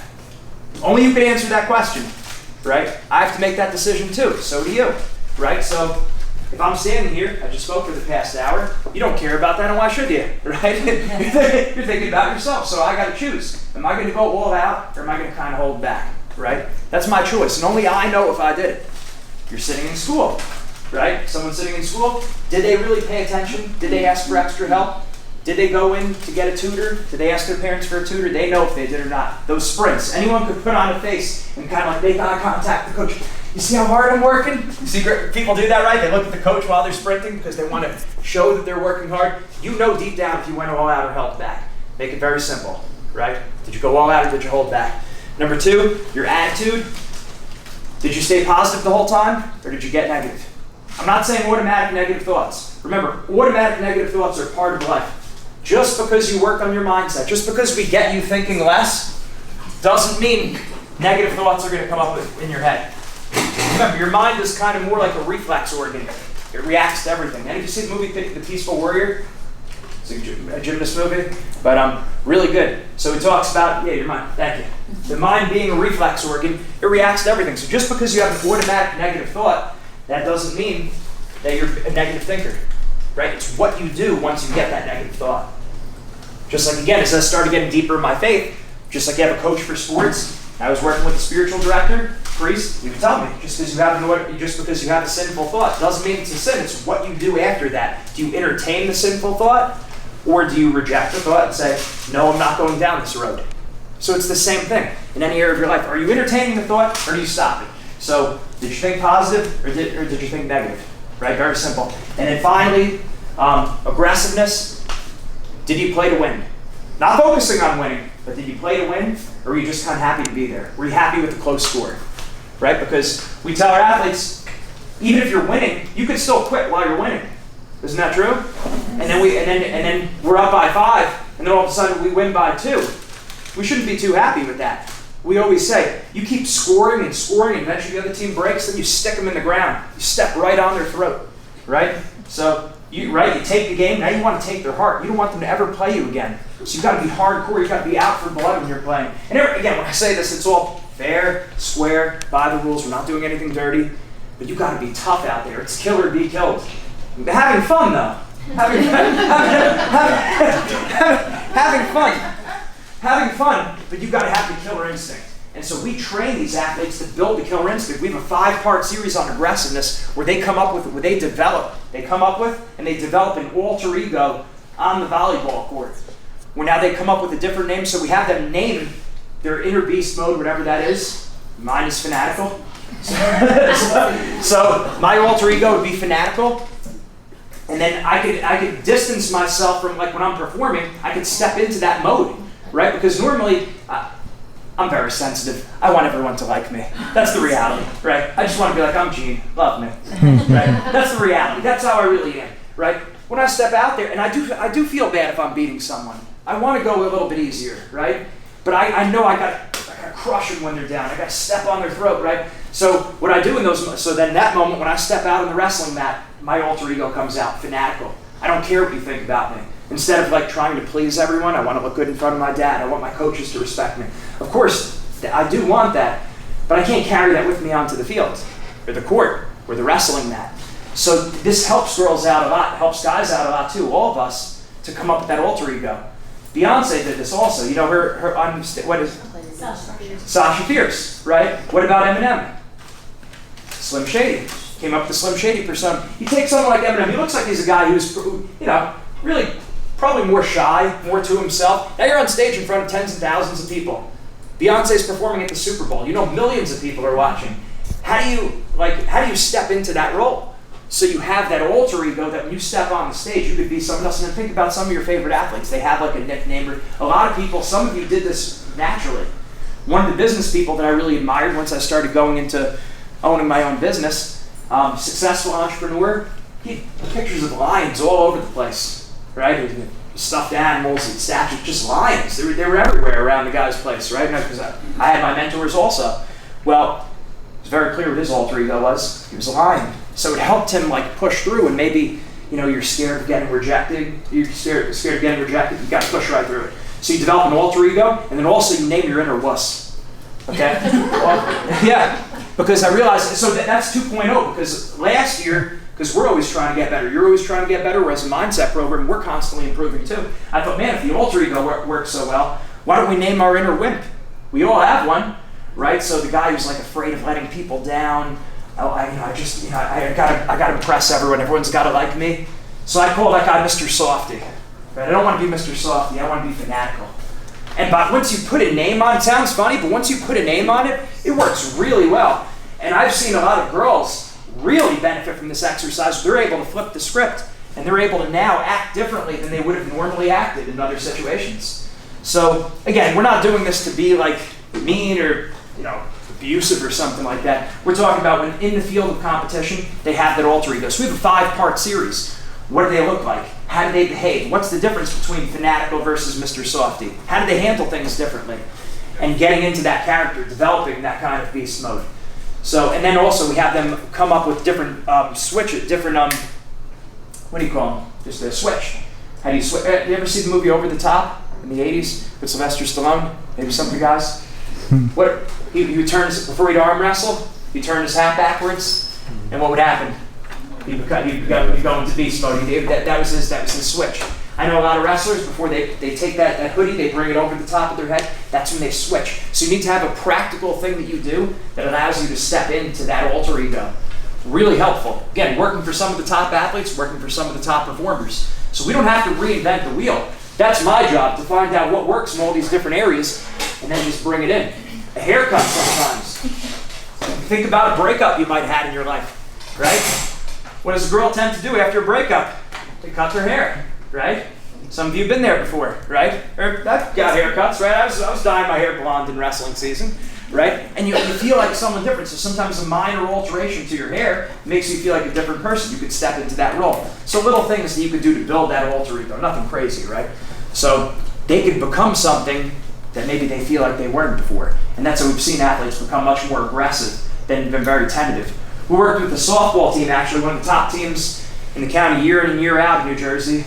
And a lot of apologizing on the team, right? Oh, I'm sorry. There was just a lot of that going on. We had to actually make a team policy that they're not going to say sorry, right? Because not that sometimes it is your mistake, obviously. There's always exceptions to the rule, right? Someone gets hurt, right? But we had to actually do a team policy where we're going to stop apologizing because so I'm sorry. Now we're afraid to be aggressive, right? That's devastating to the team. You want people going for it. You want people to play to win, not to play to lose. So defining winning and losing in terms of things in your control, your effort, your attitude, your aggressiveness. So we have them do it. They build that in. They're trained to think a certain way. You need to unlearn that behavior. When we do our workshops with the team, we're strongly recommending that not only do the coaches and the athletes come, but also the parents. And if there's any recreation teams or if you're affiliated with any local clubs, bring them in. Because we're trying to create a well-oiled machine. I want the athlete, the coaches, and the parents to start speaking the same kind of language. And the great thing about when mindset comes in, it's not the coach, it's someone other than the coach saying these kind of lessons, right? Because I'm sure you deal with them with a lot of different, plenty of different topics, deal with enough garbage. Then someone else comes in, and now we're presenting that kind of philosophy, like on this team, we don't care about records, we don't care about rankings, we don't care about seedings or predictions. We're trying to win, but we know that the best way to win is not focusing on winning. And also, again, you can't say it over and over, you can't say it enough. It's not just about success on the volleyball court, but these lessons better be applied to school and to life, right? Volleyball just has to be a vehicle to improve them, to maximize their potential. So as much as I talk about stepping on their throat and being out for blood and playing to win, we got our eye in the big picture. We have our priorities in line. And we do that with the team. We have them pick an accountability buddy. I was just telling the group before. We have them pick an accountability buddy on the team. They go through a rigorous examination of conscience. Volleyball, school, and life. What are areas they're doing well? What are areas they're not doing so well? They pick 3 areas in volleyball, school, and life for each one that they're trying to improve. And they check in with their accountability buddy every week. It's been a tremendously fruitful exercise. And you see the character evolution, not just on the field, but also off the field. They're living better. They're eating cleaner. They're going to bed at a more reasonable time.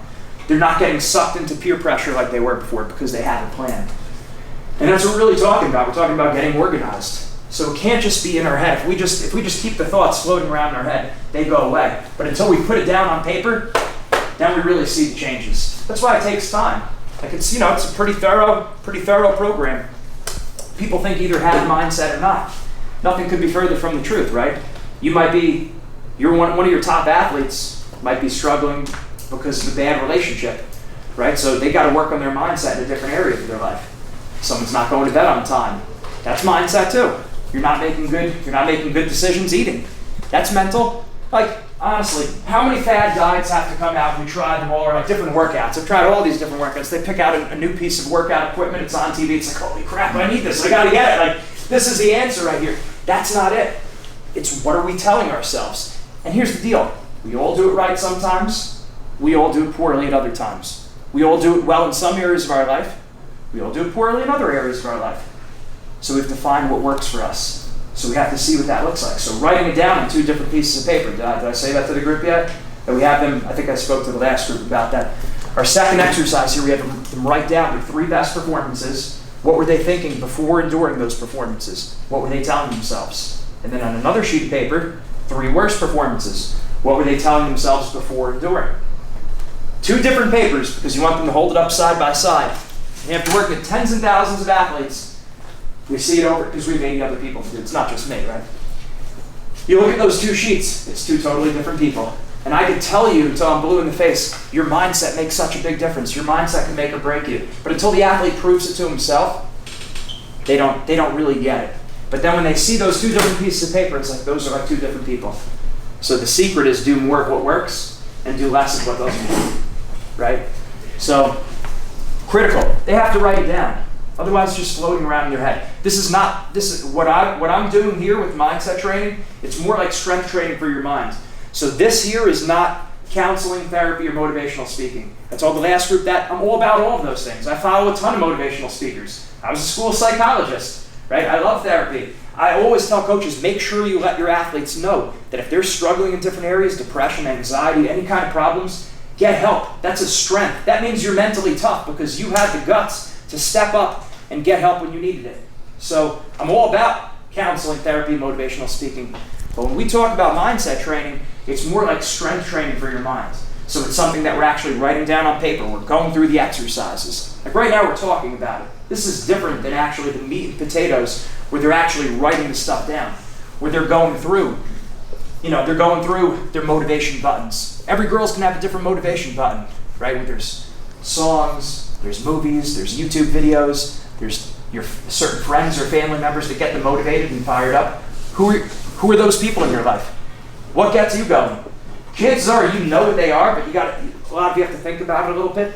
Write it down, because that's going to help you. That's going to help me. If I know my motivation buttons, okay, I watched this movie, I watched this YouTube video, I talked to this person. We know some friends that we have and family members. Some of them, we talk to them and we feel more energized. Other ones just sucks the life out of well-meaning people, right? You've got to distance yourself from those people. If you can. Sometimes we can. Sometimes you live with them. And well, that's a shame too. But in any event, you get around the people that are going to help pick you up, people that are going to help motivate you. Surround yourself. You do a lot of things to keep yourself motivated. So what's the root word in motivation? Motive, right? What are our motives for action? And basically you can boil it down to 2 things. We learned in psychology. Basically 2 things you could break our motives down into. Desire for pleasure and fear of pain. Desire for pleasure and fear of pain. Every action you take, every decision you make, those 2 factors are there. You're desiring pleasure or you're avoiding pain. This is a bold statement right here. There's nothing that you do, or there's nothing that anyone does with bad intentions for themselves. Make sense? We're all trying to do something good with any action that we take. At least we're thinking it's good, right? So let's make something simple. Let's talk about eating the Big Mac. Okay, I love McDonald's. I would get a double quarter pounder with cheese. I haven't had one in a while, but man, I would really like one. Once I became a personal trainer, a lot of people, years ago anyway, a lot of the trainers were like, "Oh, I don't like that crap anymore," and I'm like, "Are you kidding? I'd love to have McDonald's right now." I'm just not one of those people. I still love the junk food. But in any event, you have the McDonald's. You think about the McDonald's. Think about pain and pleasure. Will you eat the Big Mac? Okay, pain and pleasure. What are you thinking about? So if you're thinking about, it's going to taste real good, all my friends are eating it, right? The pleasure's there, and the pain is going to be, well, I don't want to feel like I'm giving something up. I don't want to not be included with the group, right? So the pain and the pleasure are working against you. Neither pain or pleasure is bad. It's just working against you there. Instead, what's better for me to think? Okay, well, I have this goal, I want to get in better shape, moment on the lips, lifetime on the hips, right, that kind of thing. Or, what's going to happen? What's the next hour going to look like? Insulin spike, carbo crash, you're all mentally weirded out for the next hour and a half, right? So if I start thinking about it like that, now I start moving away from the Big Mac, right? But just think about any other behavior. Think about I'm sure you give your girls drills that they should be doing at home, right? Right? Okay. Are they going to do those drills? When it comes right down to it, it goes back to pain and pleasure. Is the desire for pleasure, is their desire for success great enough? Is their desire to get better going to win out? The fear of pain. It could be like, I don't want to have a heartbreaking performance. I don't want to underperform. It's okay to, we don't want to focus on winning and losing, but it's good for that to motivate us. Especially, see, I always say this. We don't want to focus on outcomes. We want to focus on the performance. We all know that, right? That's why I said the predator mindset before. Focus on things you could control. With a caveat, a few times where I would focus on the outcome is when I feel tired, bored, lazy, or tempted. Tired, bored, lazy, or tempted, I would focus on the outcome because that might be what pushes you through.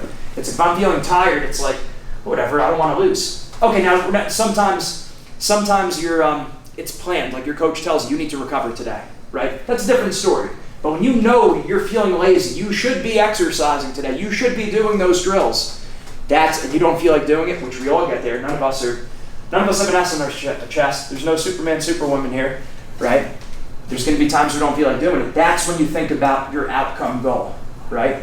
So focus on the process, not the outcome, except when we feel tired, bored, lazy, or tempted, right? Our friends are all doing one thing, right? And then I would say, no, my friends are average. I don't want to be average. I want to be great, right? That's when I would think about the outcome.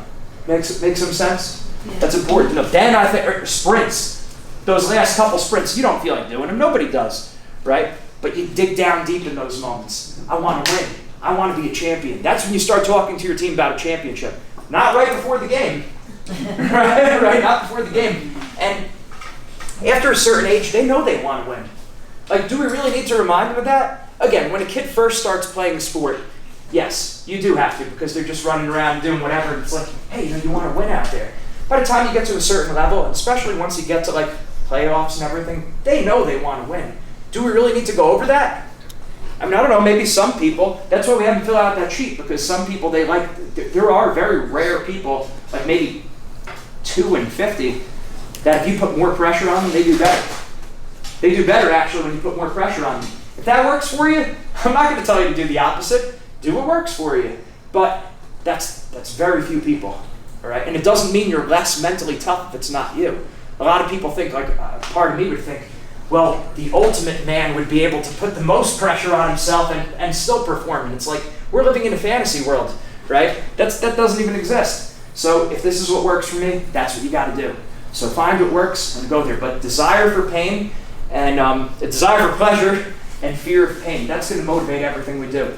If you could internalize that lesson, be a pretty good counselor right off the bat, because you understand kind of how people work. There's always a payoff. If you're not, that's why you have to ask the athletes, like, what are they trying to accomplish? And you got to talk to them. You got to have individual meetings with your athletes. What are they trying to accomplish? What are their goals? We got to do team goal setting, and we got to do individual goal setting, at least with the varsity players, at least with your high level, at least with your captains. What are they trying to accomplish? Otherwise, we don't know. We're just floating around. So we got to know. 5 questions every coach should ask their athletes. 1, how am I helping you mentally? 2, how am I inadvertently hurting you mentally? 3, how do you need to be critiqued? 4, I'll go through all these. You don't have to write fiercely. 4, how do you want me to treat you right before the competition? And 5, when do you want me to give you the corrective feedback after the competition? So I'll go through all this. I'll unpack that a little bit. This is our coach's mindset guide we have here. This is under self-knowledge, week 10. So the first worksheets we do with our individuals is self-knowledge, because you got to understand yourself first.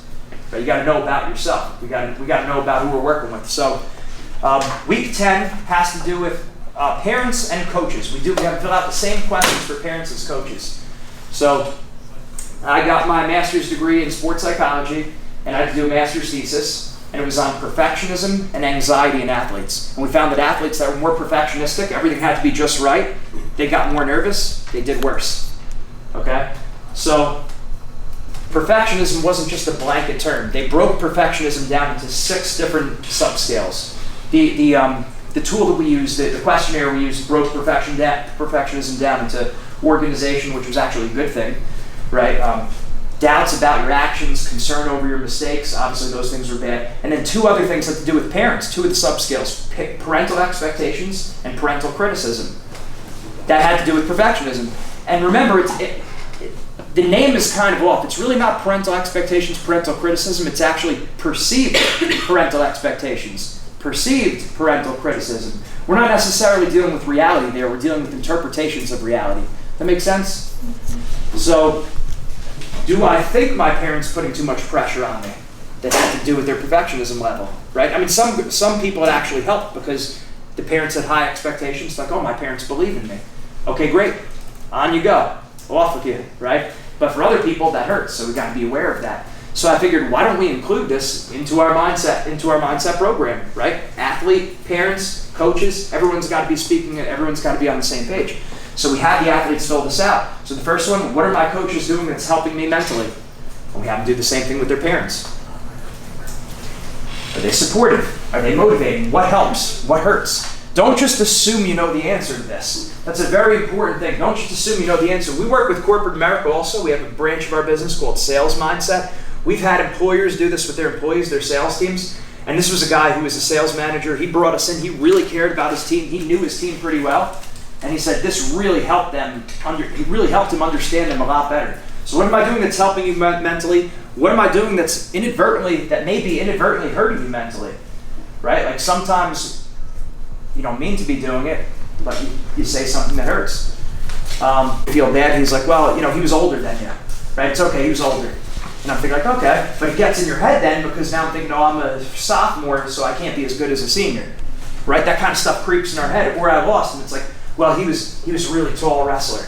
I'm like, yeah, that's true. He was pretty tall. I like, okay, you got to beat him. I'm like, who cares? It just doesn't matter. So what are some things that maybe a coach or a parent might do that might inadvertently hurt you mentally? It's important to know. You want your athletes to be able to communicate with you because what's the point of this exercise really? To open the doors of communication. You want to talk about these kind of things. And I say this over and over again that it's not athlete, just because we're doing this exercise, that doesn't mean it's athlete and coach at the same level, okay? We have a real problem in this day and age with authority and obedience, and we don't want to set that tone. It's not athlete and coach right here. My coach, who has worked with the Olympic team, worked the World Championships teams back in the 70s, he said, listen, I'm here, you're here. It's coach and it's athlete. He's like, you have to listen to me. Like, I'm not doing anything bad, obviously, but like, there's a clear pecking order of authority. Coaches coach, athlete, players play, administrators administrate, fans spectate, or whatever. So the point is there can't be any overlap in between. It's got to be coach and athlete. That's a healthy way to be. They'll respect that, and that's a life lesson. Because when they're thinking, everything has to be equal and stuff, and of course we try to make things as equal as possible, but if they think everything has to be exactly the same, they're set up to fail in life. Because that's not how life is. We all know that, right? We can't let that kids understand. The kids need to know that. So, how am I possibly hurting you mentally? And is there anything I might be able to do? Maybe you can't. Third question, how do I need to be critiqued? That's important. How do I need to be critiqued?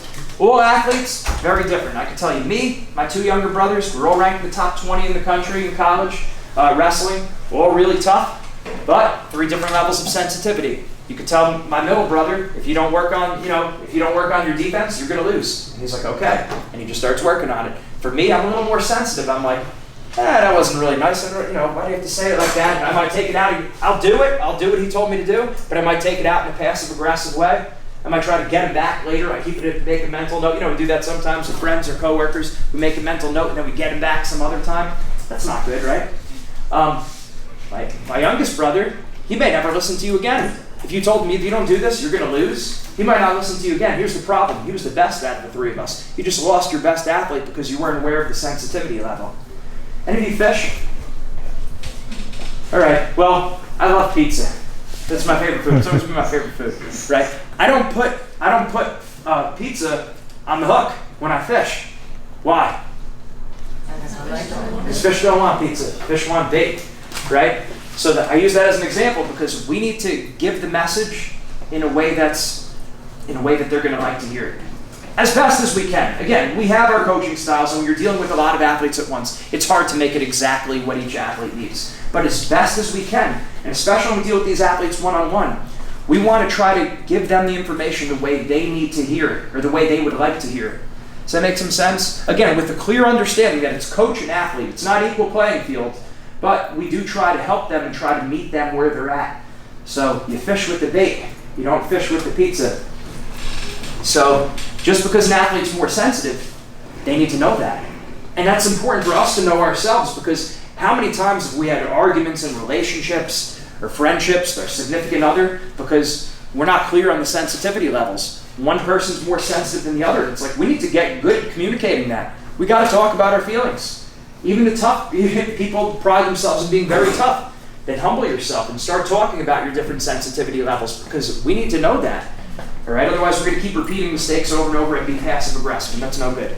Right. So basically, do they need the critique? It's your coach. It's your job to critique them. You have to critique them. So they got to understand that. Do they need it to be direct? Do they need it to be a little bit more positive, or do they need it to be really positive? You want to have an open conversation about that. You want to make them feel like they could tell you the truth. All right. With parents, we add option D to that, and we say lay off completely, because the parent, in the sporting context, obviously the parent's got a parent outside, but in the sporting context, the parent doesn't have to give a critique. You know, we've seen some big breakthroughs where the father was the coach also, and the daughter, she felt incredible pressure, wanted to quit, and we're standing there and we're saying, hey, you know, do you want him to be dad or coach? She's like, I want him to be dad, and they were like crying and hugging, and it was like, it's usually not that dramatic, but we had a face-to-face conversation. I'm like, forget about the sport. That might really help their relationship in life. I get excited about that kind of stuff, because again, it's just using volleyball as a vehicle to improve their whole life. So they had a little breakthrough right there.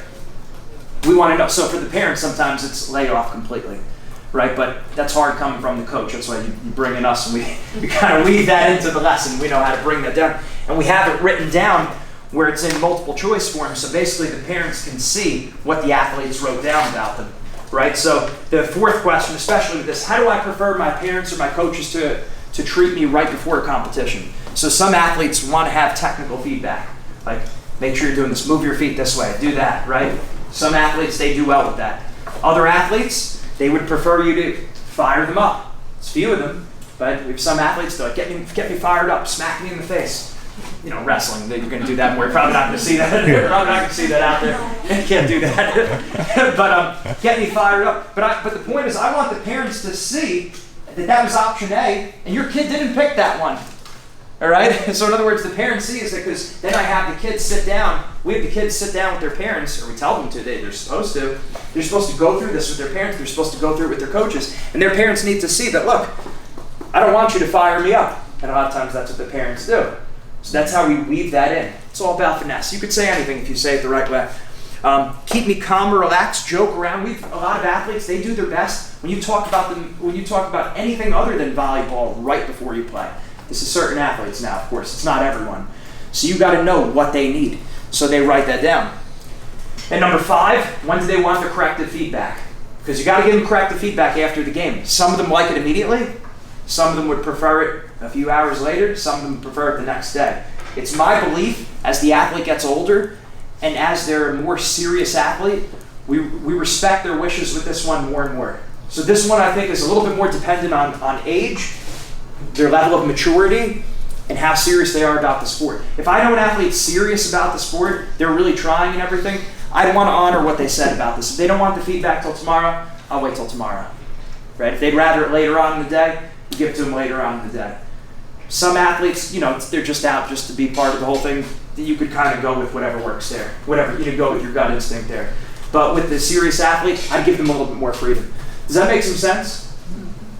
So we've seen the teams that we've worked with, they've had a lot of success just sitting down with their athletes, especially the starters, and going through those different exercises. Like, we have the whole team fill that out. And then we tell the coach a strong recommendation, as many as you can. Sit with the group and go through that. You'd be surprised the stuff you learn. An important thing also, especially with that level of criticism, how do I prefer to be critiqued, and how do I prefer to be dealt with during the competition, during the game? You want to know that. So you want your teammates to know that also, because some girls, they might want to get some kind of feedback, right? They might need really positive or tell them straight out. Everyone's different, so you want the girls to be able to communicate when they're out there. So you want each of them to be able to talk about their different sensitivity levels, and talk openly about it. Sit down as a group. What hurts you when you're out there? What about you? When do you play your best? What do people say to you when you're playing your best? So we'd want to structure time in so we could do that with the group. Make some sense? Any questions on anything? I know we threw a lot of stuff at you already. Yes, go ahead. Yeah. I'm sorry. What was number 4? How do I prefer to be treated right before the competition? And you could really add for the teammates during the competition, while they're out there on the court. How are they? What are they saying that could help one another or hurt one another? But it's predictable. You start to see a lot of the stuff. It becomes predictable. Here, I'll give you a fun one since break up the monotony a little bit. All right, so everyone think of a small number. I'm going to ask you to manipulate it, so really pick something small, even though we'll work for a big number. You got it? Okay, now double it. Got it? And 12. All right, take away half the number. Now take away the number you started with. You still with me? All right, now turn that number into a letter. A is 1, B is 2. Don't say it out loud. You count your fingers if you have to. Now think of a state that begins with that letter. Florida? Yeah.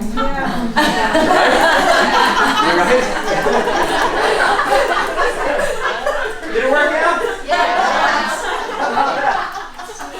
Now, a lot of people then ask me after the whole thing's over, how did you do that trick?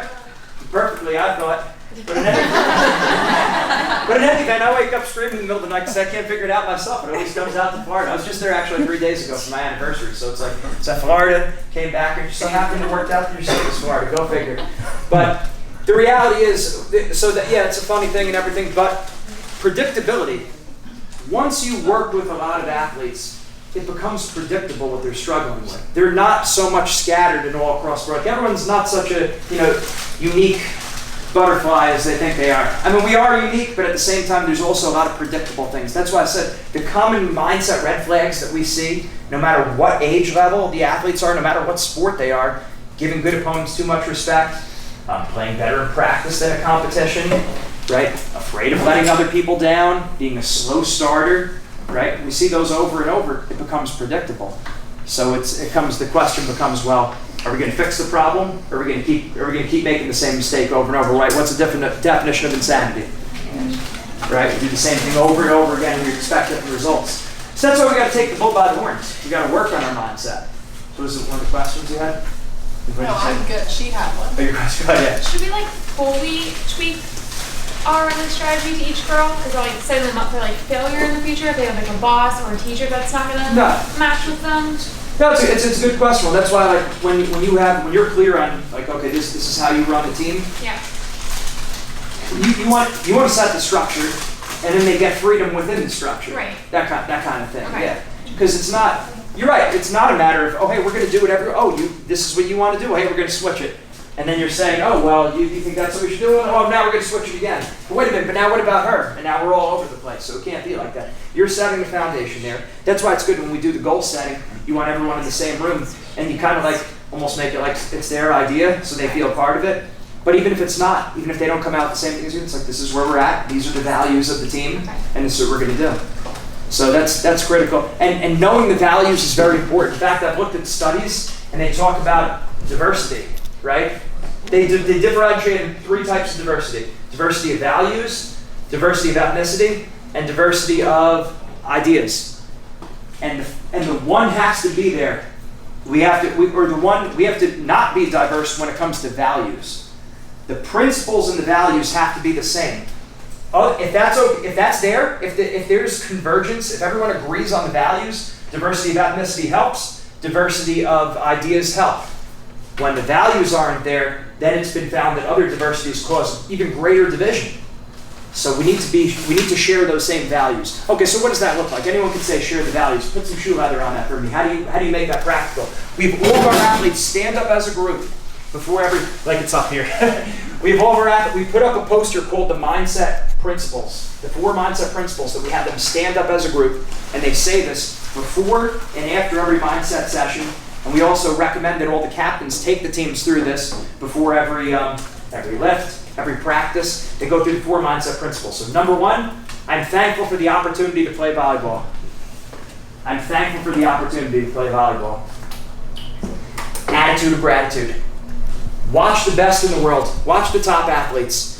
After their performances, after they win the Stanley Cup, the Super Bowl, the Olympics, the top competitions, championships, a lot of times you hear them say, I was just thankful for the opportunity. How many people know what I'm talking about? Say aye. Aye. Okay. So we know it's going to help us on the field, right, in the court, on the mat, on the wherever, right? We know it's going to help us out there. It's not just that. It's not just in sports. It's also our whole life. The opposite of depression is not happiness. Huh? I just thought that was right. You're not depressed. You must be happy. No, the opposite of depression is having an attitude of gratitude. It's being thankful. Okay, so not only are you going to get the benefits of performing better under pressure, but you're also going to get the benefits of having a happier life. That's why I know with positive psychologists and therapists, we're trying to help someone who's struggling these low areas of their life, make a gratitude journal, right? Somebody with Oprah, have a gratitude journal, right? It's important because it's that important. Another exercise I heard, write a 200-word essay or a 200-word letter to someone who's helped you in your life. Write it out and then hand that to the person personally.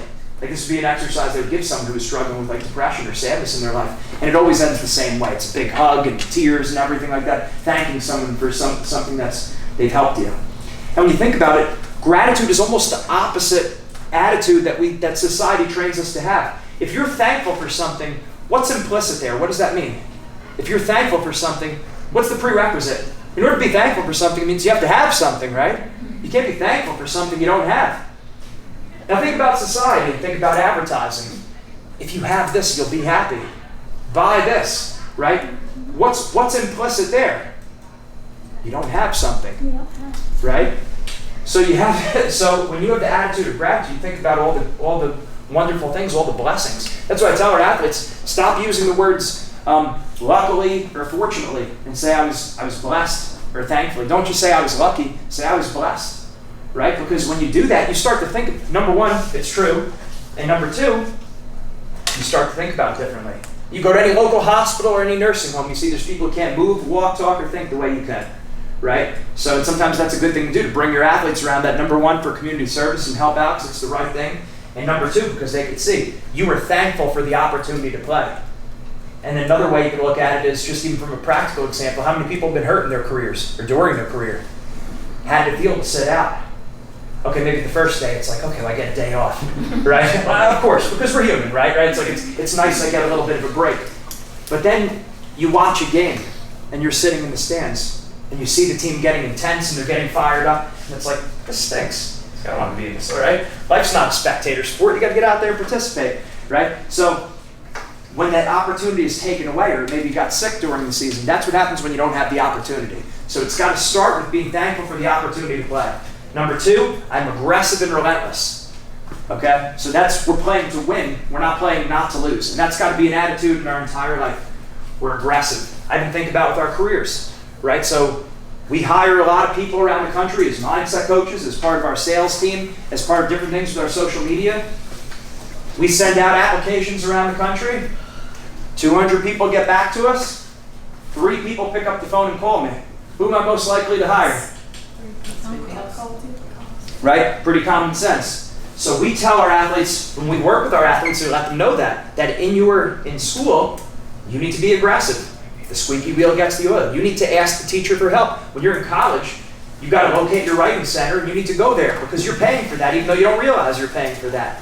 You got to be the one asking for the tutor. Before your parents or your teachers tell you, you should be asking your teacher. I remember I had a college coach who would say, you ask a question in class even if you already know the answer. I would go to wrestling camps in the summer to different colleges, and my mom would say, you make sure that coach knows your name at the end of the camp. And that's how maybe you get someone like me, having a predator parent. Right? Right? And it's true, and she was, because my mom didn't care. If I said, Mom, my friends are allowed to do this, or my friends have this, or my friends are allowed to watch this movie, she's like, I don't care what your friends are doing. You're my son, we don't do that here. You know? And that was it. End of story. So I couldn't say my friends do this. That's predator mindset. She was focused on what was in her control, not the people going around you. She used to say, you know, if you do this, she's got to slap this out of you in front of all your friends. How do you think that makes it? First of all, my mom is incredibly loving. I have a great relationship with my mom. Like really, like a very good relationship with my mom. But you know, she let me know who was boss.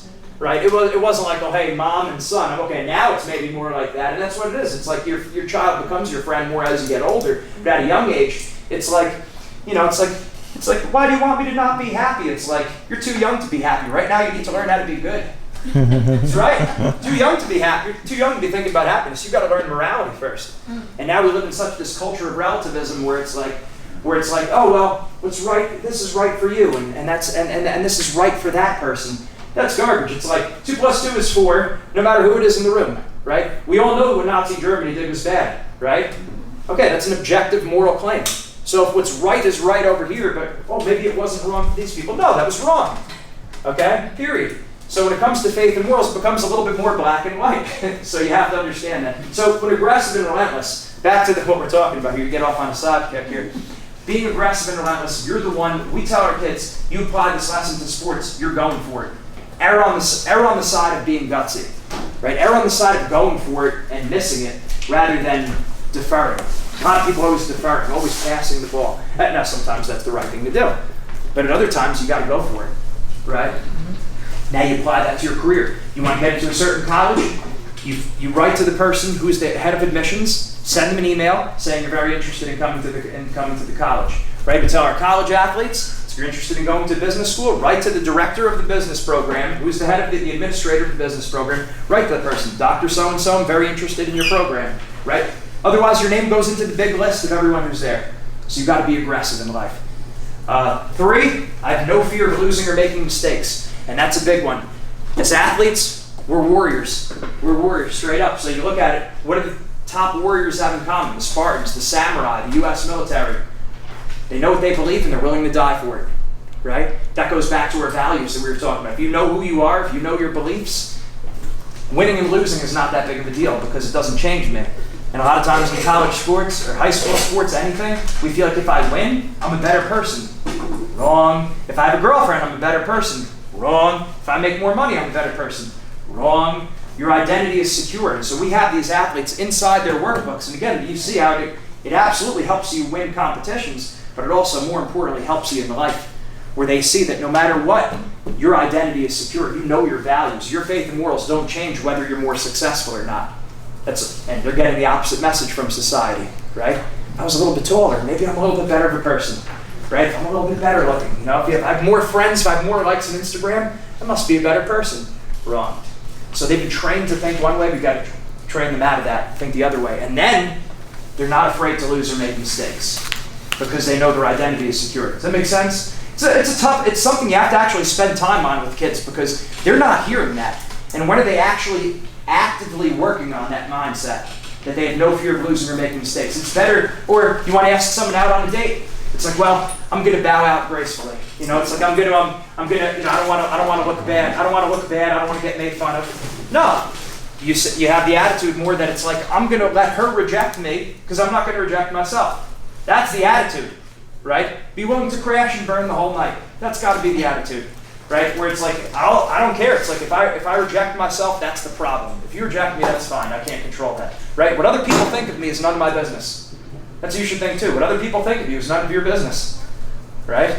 And what you think about them is none of their business. So you're aggressive and relentless. And number 4, like we said, I never ever give up. I recognize that those two are like framed in negative. I have no fear of losing or making mistakes, and I never ever give up. But I want to speak explicitly to those points because it's very clear that the kids know in no uncertain terms that we're not quitters. Okay, I get, you know, maybe the certain sport isn't for you, that's fine. But it's like you signed up for the team, you play the year, right? You get used to honoring your commitments. Because nowadays, let's just do whatever's best for you. And we don't talk about responsibility, we don't talk about obligation anymore. And it's really important that we do that. So Mike saying the time is basically up. But any questions? I'm willing to stick around, talk a little bit longer. I'm going to be going the next 2 hours, and we're going to do all different topics. Anyone who didn't get a chance to sign in. Go to your workbook presentation for during the day. It's going to be on our podcast. Curriculum of like the 8 different mental muscles and like the however many, like 70 different mindset worksheets. And we had a college level volleyball girl who's also a sports psychology master's degree, took the curriculum for wrestling and made it volleyball specific. So all the language is specific to the sport. Right? We did the same thing with golf, we did the same thing with tennis and baseball and all that stuff.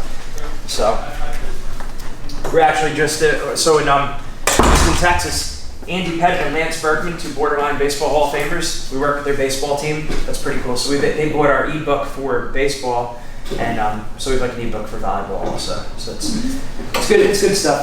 Let's if I do say so myself, right? Unapologetic plug.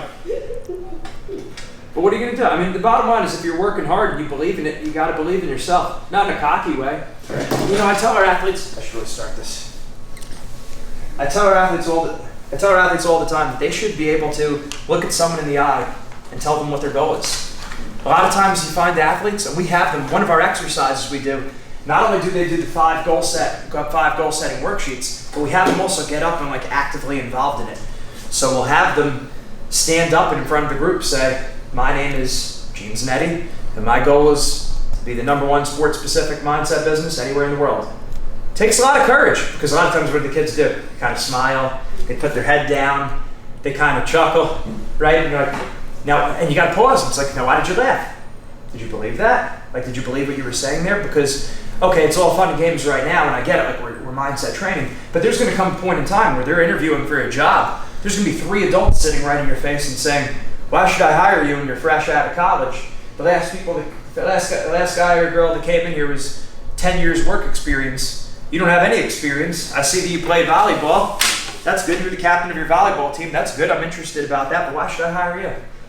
You're not going to be able to laugh. You're not going to be able to put your head down. You're going to have the confidence and mental toughness to be able to do that. So it's real important. So that's what we say. TEAM. Together, everyone achieves more. Good acronym. Also, TEAM. Total effort by all members. Some good acronyms. Sometimes you have to have those things because it has to stick. Remember we talked about the predator-prey mindset in there? Why? It's the same thing all of you coaches are saying. I don't know any coaches or leaders that aren't saying, focus on what you can control, don't focus on what you can't control. Right? Everyone's saying, I'm not telling you anything new there. But how do you get that message to stick? That's the key. Getting the message to stick.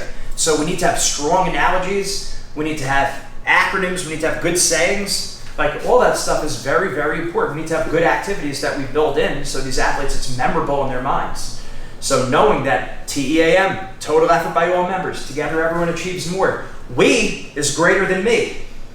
I like that one. I think that was the Duke basketball coach. We, and then he had the greater sign. We is greater than me. So believing it. And do we really believe it? A lot of times people don't. Right? But again, it's one of those things where it's like, when we're dealing with teamwork, the sum is greater than its parts. It's true, right? If I have $1 and you have $1 and we exchange dollars, what do we each have? Still $1. But if I have an idea and you have an idea and we give each other ideas, what do we have? 2. Well, now we both have 2 ideas. That's my kind of math, right? And it proves that the sum is greater than the parts.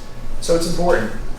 I was just telling the group before, we have 4 mindset principles that we have the athletes say as a team, before and after every workshop. I'm thankful for the opportunity to play volleyball. I'm aggressive and relentless. I have no fear of losing or making mistakes, and I never ever give up. I'll say them again because I see you writing. I'm thankful for the opportunity to play volleyball. I'm aggressive and relentless. I have no fear of losing or making mistakes, and I never ever give up. We tell them before and after every workout, they should be going through. Before and after every mindset workshop, they should be doing that. And then before and after every workout, the captains should be taking them through it. Why? That's what they do with the military. That's what they do in martial arts dojos. You can't step on a martial arts mat without them first going through their code, right? We got to know what we believe. So we're not looking to reinvent the wheel. We just want to copy what the most successful people are doing. That's it. It's that simple. Copy what the most successful people are doing. So we have them stand up as a group and say it out loud. Those affirmations are so important. You might think of Muhammad Ali. How many times did he say, I'm the greatest, I'm the greatest? Before he was ever the heavyweight champion of the world. Another UFC fighter that I know, Joe Warren, calls himself the baddest man on the planet. Guy's 133 pounds. He's not the baddest man on the planet. But he tells himself that, and that's why he was a world champion in wrestling, and that's why he went on to be a Bellator champion in mixed martial arts, because he gets that repetition in. And I can tell you there's two really good examples of athletes that we worked with that right after they won a national title, I was just thankful for the opportunity. They were programmed mentally, like a robot, right? Not robot, but they were programmed. The biggest moment of this guy's life is I was just thankful for the opportunity. Another guy said, I had no fear of losing or making mistakes. So it was internalized, but it's hundreds of reps throughout the year. So think about how many reps we do with sprints, or the drills you have your athletes do, the technical drills. Hundreds, thousands of times. It's just programmed, right? You don't practice something until you can do it right. You practice until you can't do it wrong, right? You can't spell your name wrong. I don't think anyone here is going to be able to it's not possible for you even to spell your name wrong, because it's repetition, right? So it's the same thing here. You got to get those reps in. We have reps for conditioning. We have reps for technique and skills. We have reps for strength training, right? Whatever it is, push-ups, sit-ups, pull-ups. Why do we have mental reps? That's what affirmations are. They're mental reps. So we got to say it over and over again. And it's also important that we say them out loud, because when we say out loud, sometimes our mouth teaches our heart. Because sometimes we don't believe it deep down. I'm sure Muhammad Ali first said it. He didn't believe he was the greatest. Maybe he did, I don't know. But saying it after enough times, he started to really believe it. And when you say it as a group, it starts to build that kind of camaraderie. Like, this is what we're about. This is what we stand for. And now in the biggest competitions of their career, that's what they're thinking about. And it extends far beyond volleyball. If I say it once, I say it 86 times, that you have to use volleyball as a vehicle to improve your whole life. Because the skills, eventually they're not going to need them anymore. The strength, it'll fade. But the mindset, they carry that with them through their career, their families, social life. Saying no to drugs and alcohol, which goes far beyond any kind of athletics. Think about it. That's when I look around and see all these coaches fired up, looking to get better. It's the mindset. The mindset's there. You might not be playing a whole lot right now, but the mindset has not only been where it is then, it's been improving, I'd assume. Give it the benefit of the doubt. So it's important that we just continue to grow. So that's what we got to do. If we're not growing, we're dying. That's the rule in life. We're not growing, we're dying. So is a business, so is a team, so is an individual, or a plant. It has everything to do with the question, am I content with where I'm at, or am I trying to get better? So that's what it is. When we're at the top, we want everyone to pat us on the back. Good job, you're doing so well, you're so good. When we're at the top, a lot of times we get content, which is why we say sometimes the teams that are the best need the most mindset training. We have one athlete does really well until he's ranked number 1 in the country. He's consistently ranked in the top 3. He becomes ranked number 1. Now he starts doing bad. What's going on there? Right? Or how many times have you seen athletes in practice? They do well in practice and they get to a competition and they don't play the same. Right? Over and over. It's because they start telling themselves something different. They're trying to defend something. They're thinking about winning and losing. So you got to forget about the winning and losing, because you know that it's going to help you win and it's going to help you avoid the losing if you're focused on your effort, your attitude, your aggressiveness, right? The predator mindset, remember we talked about before? You guys were all there for that? Predator mindset, focusing on things within our control. That's why we say it. Every coach under the sun has said it, but how do you make it stick? So it's got to stick. And that's why we do the stick trick also, right? What you tell yourself is critical. All right, grab your partner.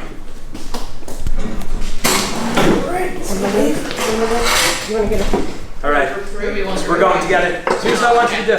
She's going to put her hands out, and then you're going to keep saying to yourself, I am weak, I am weak. I'm going to keep telling yourself. Who's saying that? Who's saying the person whose hands are trying. So she's trying to push her hands up. I'm trying to push her hands down.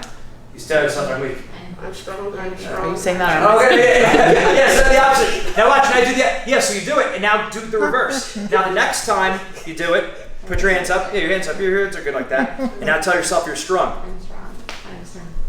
And you actually do feel stronger. That's pretty good. Okay. Yeah, I was. Go. I'm weak. Do you feel a little bit? I'm weak. I'm weak. Okay, ready? Uh-huh. I'm strong. I am strong. I'm strong. I wasn't even messing around. She felt significantly stronger when she told us something. Now, so good. Have a seat. So now, Good job. So I'm sure it's also because you had practice pushing it up first. So it is a little bit physical. I'd never tell you it's all mental, right? But it's definitely also considerably mental. When you're telling yourself you're strong, you're going to do a lot better than when you're telling yourself you're weak. So the words we use really do matter. And sometimes we do have to brainwash ourselves with that because at first it doesn't feel like it. So you have to start to do it until you, like it's not just fake until you make it, it's fake until you feel it. So that's critical. So we have that written down for our athletes. We have them actually go through that body language series. We were talking about that before. Confidence, making sure they know what confidence looks like. Do we know what confidence looks like? So what are some bad body languages? Bad body languages? Bad ways to carry yourself when you're standing out in the court. Tell me. Arms crossed. Arms on your hip. Slouching shoulders. Facing the floor. Yeah, no sport, remember this. Almost no sport is your head down. Okay, golf. Golf. If that counts. No, it does count. I'm on the podcast. But even golf, almost all sports, your head is up, right? In fact, I was walking through my brother's bathroom. My head was down, and I popped my head up, and I hit the glass on the thing, and I said, "It's my own fault. Bad technique. Bad technique. If your head's up, you don't get hit. So you got to keep your head up at all times. That's an important thing. So you want to have the athletes, and we're going through the body language. We actually have them take them through it. Not only are they writing it down, we have them stand up and actually act it out. What does that look like? Because rarely, when we're in the weeds and we're coaching the technique, we're doing the drills, a lot of times we don't step back and do like very, very basic mindset activities, which is so important. They need to know that in no sport is this considered good body language. This isn't even confident. You're not going to feel good like this. In fact, they've done studies. So I watched a great clip on YouTube on body language, and they were modeling like ape and chimpanzee behaviors. They took the people to the highest skydiving, indoor bungee jumping, the highest indoor bungee jumping place in the world, wherever that is. And they had some of the groups, half the group stood like this for about 2 minutes, and the other half of the group sat, legs crossed and arms like this. It was like ape versus chimp behavior, right? And then they measured out like, okay, go jump off the plank with the bungee jump. And the people that were standing like this, and it was random, they separated the group that stood like this, they jumped off 3 times faster than the other group, and even some of those other people didn't even jump off at all, who were crouched down like that. Because think about it, like, first of all, not only is it not athletic, it's almost like we're apologizing for the space we're taking up in the world. We don't feel good like that. And even when they've tested the people after, they had higher levels of cortisol, the stress hormone, and the group that stood like this, higher levels of testosterone. They were less nervous, they were more aggressive, they were ready to go. So the way we carry ourselves is real important. So we tell them, you've got to practice that ahead of time. So what does your confident body language look like? So again, it seems so basic that we don't even talk about it, but it's important that we do talk about it because this is what's messing them up. What do you look like when you're very confident? What are you telling yourself? How are you carrying your head? How are you carrying your arms? Generally speaking, when we're confident, we're standing up straight. We're smiling, or at least we're ready, we're focused, our eyes are open a little bit wider. So what does confident look like? What does confident not look like? And then act more like that. And you have to practice that at home. Not only do you practice, number one, you practice it in practice, but you also practice it at home. You make sure that you get into your bedroom, it's going to feel a little awkward at first, and walk around with that swagger. Pretend like you're playing. How are you holding yourself? Get into a good athletic position. And if you don't do it, it's going to be hard to just snap it on in a competition. So you have to practice body language.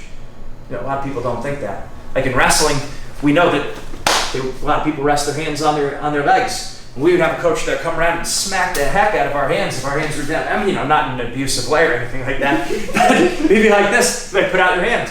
Whack! And he was right.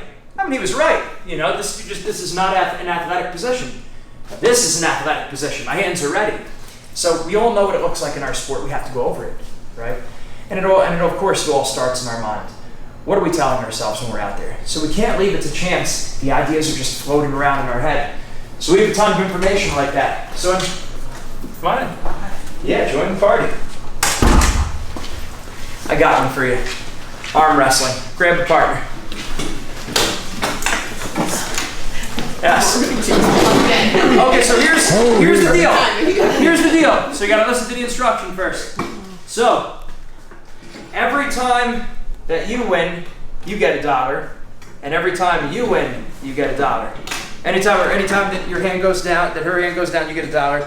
Anytime that her hand goes down, Well, you get $1. you're gonna win because I don't have the right shoulder. So we say, ready?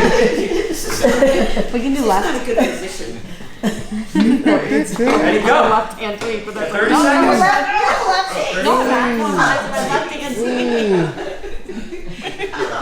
And time. So here's my point. Here's the point. Our default, especially with volleyball, we should be thinking about cooperation. We should be thinking cooperation. I gave the rules vague enough. Now why don't we do this? You did. What? So now this is what the smart thing would be if we were cooperating.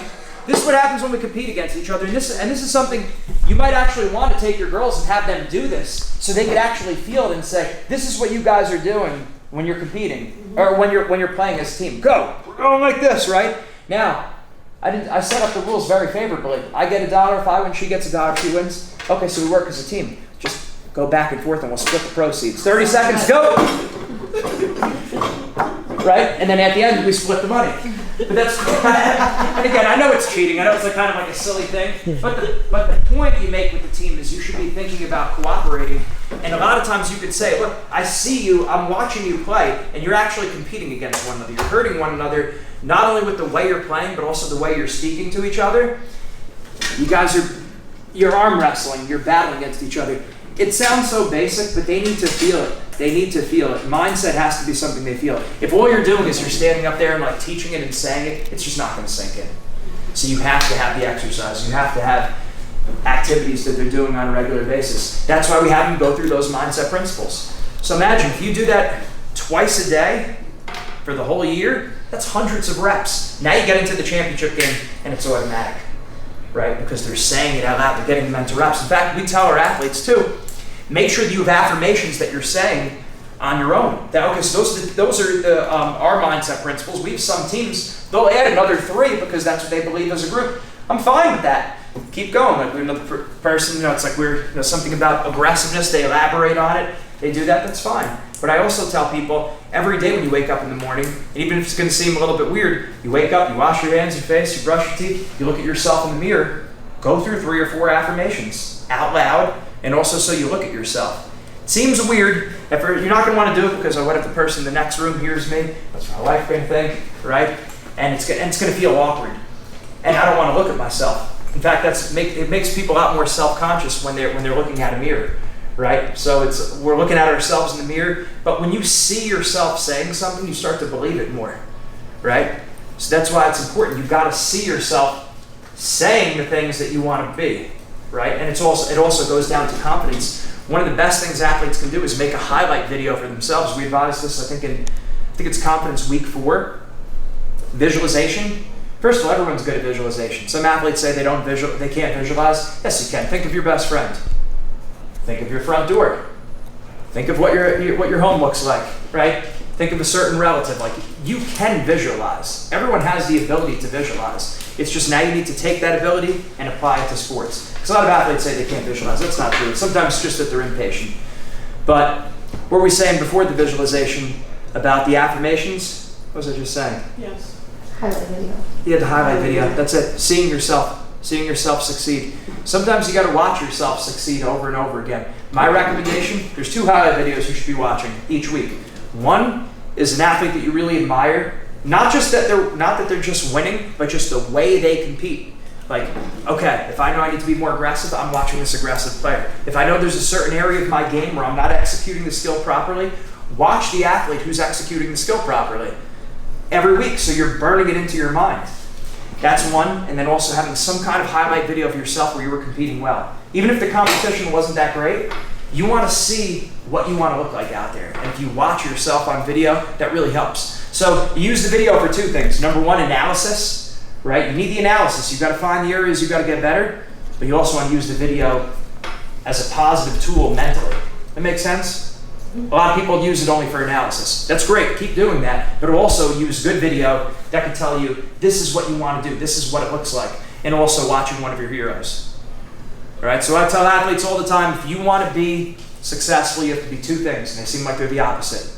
You have to be your best friend, and you have to be your harshest critic. So there's got to be no one who's more loving, more caring, more supportive of you, more nurturing of you than yourself in this world. And there's got to be no one who's harder on you, tougher, and more demanding on you than yourself. You got to be both. And here's the deal. We tend to be, people as a general rule tend to be pretty good at one and not so good at the other. Just be honest with yourself, right? And we have to shift our weight at the right time. So if I know in a certain area, and we might be good in one area, like I might be very good at being a harsh critic for myself in sports, but in school I might really let myself off the hook. So in sports, I might need to be more of my own best friend because I'm always beating myself up. And in school, I might need to be a little bit more of my own harshest critic. Does that make sense? So sometimes it's a balancing act. And just because we do it well in one area doesn't mean we always carry it over. That's why like the technical term for confidence, they have like self-confidence, which is like the broad confidence. And then there's self-efficacy, which is domain-specific self-confidence. You might be confident in volleyball. You might not be confident in an interview. You might not be confident in taking a test, right? But there is this overarching confidence. So again, be your best friend and be your own harshest critic. It's not easy to do. And you gotta shift your weight sometimes. Gotta shift your weight. And the best athletes and the most successful people, they know how to do it. They know how to do it. Emotional first aid. We know physical first aid, right? If I'm running, going for a run, I fall down, I scrape my knee, we know what to do, right? What do? I put the alcohol on it or whatever, right? The peroxide, then Neosporin, whatever, put a Band-Aid over it, right? I know how to take care of myself when I fall physically. But how do we take care of ourselves when we fall mentally? Mm-hmm. Most of us stink at this. We are horrible with emotional first aid. What we tend to do when we make a mistake, when we lose a competition, when we got broken up with, when we do poorly on a test, we say, what's my problem? I'm such a schmuck. I'm no darn good. I'll never be good. That would be the physical equivalent of falling, scraping your knee, going to your kitchen, getting a knife, and see, let's see how much bigger we can make this sucker, and ripping it open even more. That's basically what we do to ourselves after we make a mistake. It sounds ridiculous, right? Why do we do it? Because we're not trained on how to think, right? How often are we actually told, well, this is a more effective way to think than that? You have to actually spend that time. Because everyone's working on their technique, everyone's doing their drills, everyone's doing their strength training, everyone's doing their conditioning, but how many people are actually working on their mindset? So they need to be taught. When are you more your harshest critic? When are you more your best friend? When you fall, when you make a mistake, when you feel really embarrassed, that's the time to really run to your rescue, your own personal rescue as your best friend, loving, supportive, nurturing. And then the next day or at another time, you could be a little bit more like, okay, well, there's some changes that we got to make. There's some things we got to do a little bit better. We got to live at a higher level. We got to prepare better. We got to get more organized. All those things. So it's not saying we're sweeping challenges or difficulties under a rug. It's just a matter of in that moment you need to be more loving of yourself. And then other times we have to be more difficult on ourselves. We have to be a little bit tougher. So one of the things, like I was telling the group before, with our accountability buddy, we have them evaluate volleyball, school, and their life. A rigorous conscience examination. For sports, it's like, are you doing drills on your own? Are you working on your flexibility? Are you doing plyometric training? Right? So like having that stuff actually written down. Sport like volleyball, you got to be doing plyometrics. You got to be working on explosive power. If you're not, you're going to be passed up by the competition. Are you even thinking about that? Or is it just lifting weights at the gym? Great, keep doing that, but we got to work on our plyos also, right? School, are you asking questions in class? Are you getting a tutor when you need it, right? So being aware of those kind of things. In life, are you doing things that are slowing you down? Are you a procrastinator? Are you gossiping? Are you always talking about other people? Do you always have to be the center of attention? Are you coachable, right? Do you take criticism? Well, you got to know those kind of things. So we have the athletes fill that all out, and they have an accountability buddy that they check in week to week, make sure that they're doing that. Otherwise, what happens? They're just not going to improve. But we've seen over time, over the long course of time, athletes, that's one of the most fruitful exercises we have. The character evolution is incredible. You see how much they grow over a short period of time. So it's important they take the time and do it because it seems common sense, but rarely is it, right? Rarely is it. Things that seem as common sense, we don't actually put the time to work on it. So what other questions do we have? Keep hitting on a lot of things, got a ton of exercises. We could do a lot more. What could I help you with anything that we've seen with any of your athletes? It's good. This is a small group. This could be best out of all. Some of the common red flags. I didn't tell you about the red flags yet, right? So the common. So things tend to be predictable. Over time, you start to see it's like not everyone is so unique, right? Same kind of problems, lower level as the upper level people. We're thinking too much about our opponents. We're slow starters. We do better in practice than in competition. We've no killer instinct out on the court. Giving good opponents too much respect. We're afraid of letting our parents and coaches down. Like these are like, 9 out of 10 kids. When we have our mindset red flags up, when we go to a competition, kids are like, yup, and the parents are like, my kid, right? So you start to see those same things over and over. Being a slow starter, a lot of people say if they would have played in the beginning of the game the way they played at the end of the game, they would have done a lot better. Well, if you're trying to win a championship, you got to come out of the blocks hard. You can't afford to be a slow starter. So what are you telling yourself in those moments? So like those are some of the things that we see, but it's not so unique. We're seeing those things over and over. So what are you thinking? Anything with that with your athletes, or training with confidence, or relaxing under pressure, or dealing with parents? How are the parents usually? Pretty supportive? It all depends. I live in a small farming community, so we have pretty supportive parents because they expect hard work at their house. So it kind of goes over, but where I teach is completely different. Yeah, it's more entitled. Oh, very. We see that all the time. It's here's the funny thing with coaches. A lot of times we talk to them and they're like, well, we don't have to do the mindset program. We're getting new gear. We're getting new gear. We're getting this. And I get gear is important, right? But it's like they're complaining to me about the kids being entitled and the kids feeling like that they need to have all the best stuff. It's like, and so we're going to just feed that monster instead of working on the mindset, instead of actually working on the cause of the problem. We're going to start working on, we're not working on the right things. So it's important. I read this in The Secrets of Soviet Sports Training by Dr. Michael Yessis. He's a sports scientist out in, I think, San Diego. Wrote a great book about what the Soviets were doing. And he was saying that in America, the 70s compared to what the Americans were doing, very, very different. We were very big on having cool gear, and it was more we had so much talent in America that the focus wasn't the same. In America, we compete even in middle school. We have competitions in middle school. There, they don't, I don't know if they still do it now, but the Soviet model back in the 70s, if a coach talked about winning before 7th grade, they could be fired. They could actually lose their job. Because it was all about skill development. And in America, it's we have so much talent and we have so much diversity that we could just throw a lot of crap at the wall and something's bound to stick.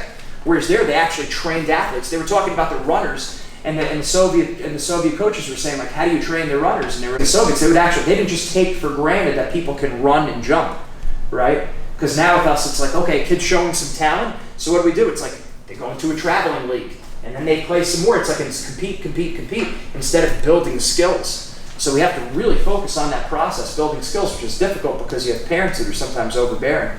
Well, how it directly pertained to volleyball, they said that in America, really nice courts, really cool gear. In the Soviets, it was kind of raggedy. And before the volleyball competitions, they'd actually be on their hands and knees hammering boards down on the ground because the facilities were crap.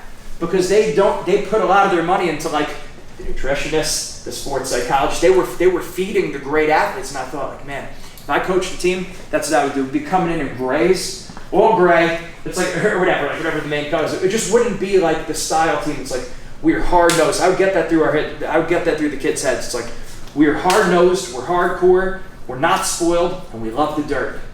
And it sounds funny, but you want to have that kind of attitude because most people, they're Hollywood, right? And that's also why financially we're in the crisis room because we see people traveling, so now we got to travel. Or people have this kind of wedding, we got to have that kind of wedding, right? It's no, it doesn't have to be like that. It's prey mindset. We're focusing on other people. So I always say you want to invest on the right things, build the person up, and then what happens is you start to get greater alumni support once the team starts winning. Well, how does the team start winning? But by building up the athletes, by focusing on recovery. And my coach in college was the Olympic coach, Team USA. He was a world champion. He never got us new gear. The masseuse came in twice during the year though. He had a sports psychologist come in. We had strength training all the time. Like he was leaving no stone unturned when it came to working on the athlete and making them better. It wasn't about like the gear. The coach I had before that, he was like, well, we're an ASIC sponsor team, so you can't wear those shoes. And if you have this coat and if you have this shirt, like we're Rutgers, so you got to turn the shirt inside out. If you're wearing a different team shirt, like it's got to be like thinking about the gear. The other coach didn't give a crap what we wore, right? It was like you need to get a lot better. We're doing double sessions, and you're going to be working on every different area of the sport.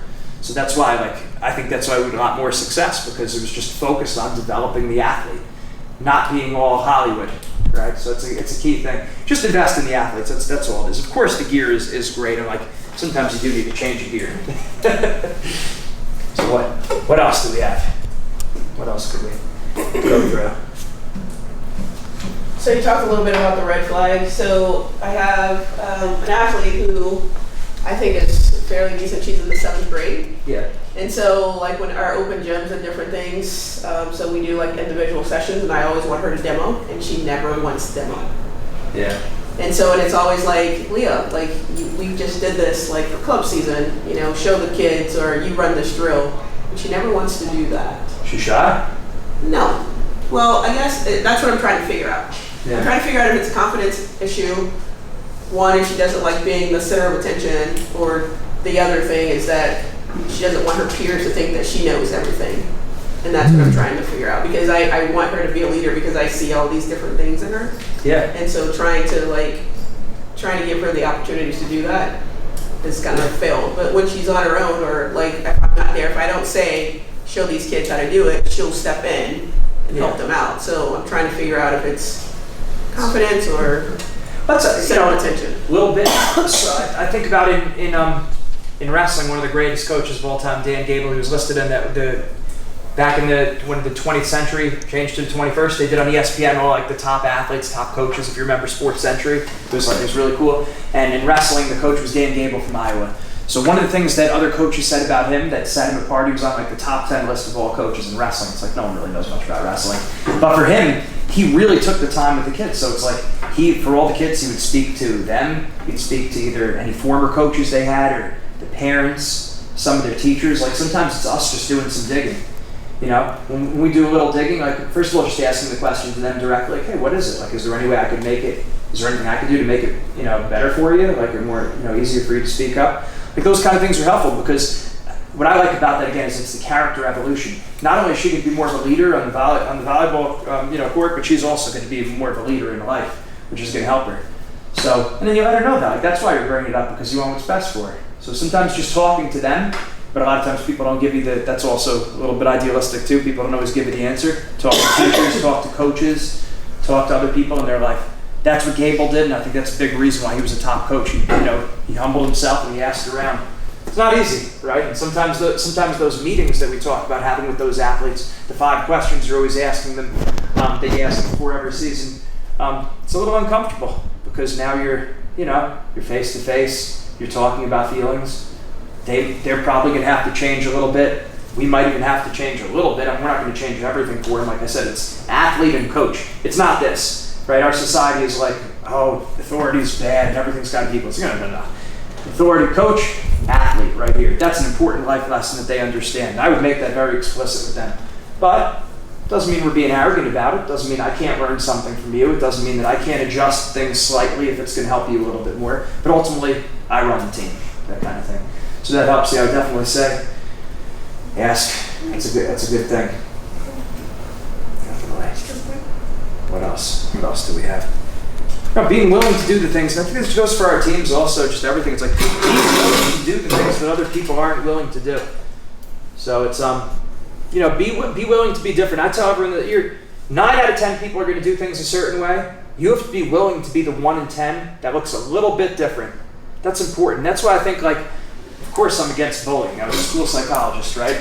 But it's if a kid is picked on a little bit, not bullied, not harassed, that's not you don't just automatically take the kid out of that situation, because they need to learn you're going to get laughed at sometimes. You're going to get made fun of. That's okay. And if you could learn to not care about that, you were going to be very successful. I mean, think about it, even ourselves too, even as we've grown in this virtue, over the years, how many times have we been held back? Not asking someone out on a date because we thought they were out of our league. What if this friend laughs at me? I'm not going to ask a question in class. How many times teacher or professor asks, who's got a question? And like, we know we didn't understand that. It's like, I really didn't know what you were talking about at all. And we don't ask because we're going to get laughed at. So getting in the habit of, I'm going to let you reject me, but I'm not going to reject myself. So we have the athletes actually redefine what winning and losing means. We have a worksheet, and also when it comes to mistakes and errors, right? What is a win? What is a loss? And not just in terms of did the team win or not, but effort, attitude, and aggressiveness. Did you go all out the whole time? Did you stay positive the whole time? Did you take chances? Did you go for it? John Wooden, going back to that coaches list, John Wooden, the Wizard of Westwood, I think his team in basketball, his college basketball team, UCLA, won like 10 championships in 13 years. He was named the #1 coach of all time, of all sports. And he said, the team that makes the most mistakes usually wins. It's pretty weird, right? I remember my middle school coach telling me the opposite of that. When I was playing like the Pop Warner State Championship game for football, I was 12. Coach was like, it's very simple. The team who makes the most mistakes is going to lose. And then you hear the top coach of all time, the team that makes the most mistakes usually wins. What was he trying to say there? That he likes mistakes? No, right? Obviously he wanted to eliminate mistakes, but he didn't want us to be afraid of making mistakes. So that's not us, but what the top coach wanted his athletes to know, UCLA, that the team that makes most mistakes, they're probably taking chances, they're going for it, they have the killer instinct. So getting our athletes used to doing that, and how are they going to get used to doing that? But seeing us do it. I remember in high school, we had an all-star meet, and my brother and I were asked to be in the all-star meet going against other competition around the state. Now, if we had lost to the people who we were supposed to go against, we would have got lower seeds in the state tournament. You know that works, right? Of course, right? So our coach kept us out because he wanted to protect our seed for the state tournament. And looking back, when you see that as a kid, you're like, oh, okay. Because as a kid, you don't know any better. You're like, right, that must be the smart thing to do. And it's like, no, it should be, I'll go up against anyone, anywhere, anytime. I love competing. I love wrestling. So I'm not afraid to wrestle anyone. If I burn the seed, I burn the seed. But I'm there because I love it. Like, I like playing, I like competing, that's what I'm going to do. Now, if our coach said, yeah, why wouldn't we take that? Let's take the match. You're going to get better. Most of the matches, you're just hitting people. You're way better than all these other competition. You actually get a good match, and that's what's going to make you better for the state tournament. As a kid, you're like, oh, okay, I go up against anyone. So the kids are always watching what we do. Like we say, body language, communication is 90% nonverbal, right? It's body language and also what we say. So if the kids see that you're taking these kind of actions to like stretch yourself, making yourself uncomfortable, they're looking up to you. Even if they don't seem like it, even if it seems like they're not doing anything you say, they're watching the coach, right? And they have more respect for a coach that even if you're not there, like at the pinnacle, you're trying to operate at a high level. So always, everything you do, try to operate on a high level. Asking questions, being aggressive, taking chances. And then the kids usually do that. How many times have I seen coaches where it's like, our kids they don't pull the trigger out there. They don't take chances. They don't pull the trigger. They don't go for it. And then it's like we're talking, and they're telling me, it's like, we're going to do mindset training. It's like, all right, you give them a call. It's like, hey, it's like, we're ready to do the mindset training. It's like, well, I don't know if we're going to do it. It's like, we got to kind of see with this or that. I get it. Sometimes there are legitimate reasons why a team can't do mindset training, but it's like certain people are just kicking the can. And it's like, you wonder why your kids don't pull the trigger. You're not pulling the trigger. It's like, a lot of times it's just copy the monkey, right? You're just doing that. You're just seeing that, like, okay, people aren't taking chances. They're not taking the next step. They're not willing to do something to get better. So why would I do that? So a lot of lessons are caught more than they're taught. Good thing. I don't think we had that one on video before. Most lessons are caught rather than taught. But it's true. What else? Anything else? I guess we're down to 4:20, right? Yeah. Is the time? All right. Well, anything else you guys need, we'll be sticking around. But it's good stuff. Yeah, absolutely. Anything you need, just let us know. But you guys have your names down. And I pick him up and I go up and down and I go, wiggle, wiggle, wiggle, wiggle, wiggle. Yeah. Wiggle. And he stops crying. So it's like if he's hungry, it's not going to work. If he's not hungry, the wiggle works. My daughter was a music person. She turned music on. And that did it? Yeah, she's still like that. I mean, she's 7.5, but she's still like that. If she's wanting to get to your room and put on your music and then put it on. Yeah. Yeah. I hear the best people to talk to are people who are under 70 or over 70. Because the people under 7 don't know what they're saying, and the ones over 70 don't care what they're saying. She'll tell you, my kid has no phone. If any of you have a crazy Italian grandma like me, that's how it is. So, good. Well, so what I'm going to do is I'm going to stream this live from our Facebook page. So if anyone wanted to ever follow us on like Instagram or Facebook, so we're constantly pumping out a ton of great information. So if I do say so myself. but no, I say it because I get fired up because this is exactly the stuff that I needed when I was competing. So it's like if we could give out information, like obviously on this thing, so you'd be able to listen to it if you wanted to. Also, any of you get our emails? Our Volleyball Mindset? Yeah? Okay, good. Hopefully a few good things. Hopefully. I don't read them. Thank you for honesty. Maybe after she'll start. Maybe I'll get over later. Maybe I'll get it later. Yeah, I might. Maybe she'll start believing. You gotta be an optimist. Hold up, I have a good story to tell you that. Okay. There were 2 shoe salesmen that went into the Aborigines of that went into Australia, into the outback. And 2 of them they went into the outback, and one of them came back. One of the shoe salesmen came back and said, "No opportunity here. The natives don't wear shoes." The other person came back and said, "What? Great opportunity here. Natives don't wear shoes." So which are you? A glass half full or glass half empty kind of person? That's the deal. So those kind of things, the way we live, that's going to have a huge impact on our outcomes. If you want to pass this around, a sign-in sheet. So put down any kind of contact information, and this way we could send more information over to you. But it's great stuff. So who wants to give a refresher? What was the predator-prey mindset all about before? Predators' eyes are in front, prey are in the side. And why? In the front like the hunt, on the side like the hide. And why? Yeah, and why? Why is that important? How is that relevant? Hang on, I wrote it all down.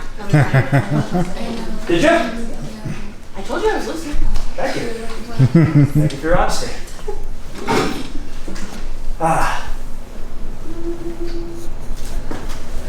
Here we go.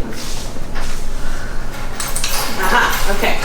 Predator attitude, relaxed, calm, having fun, aggressive. Prey attitude, comparing yourself to others, know the rankings, knows the records, chokes and buckles under pressure, focuses on others, other people or their parents, and then they perform worse.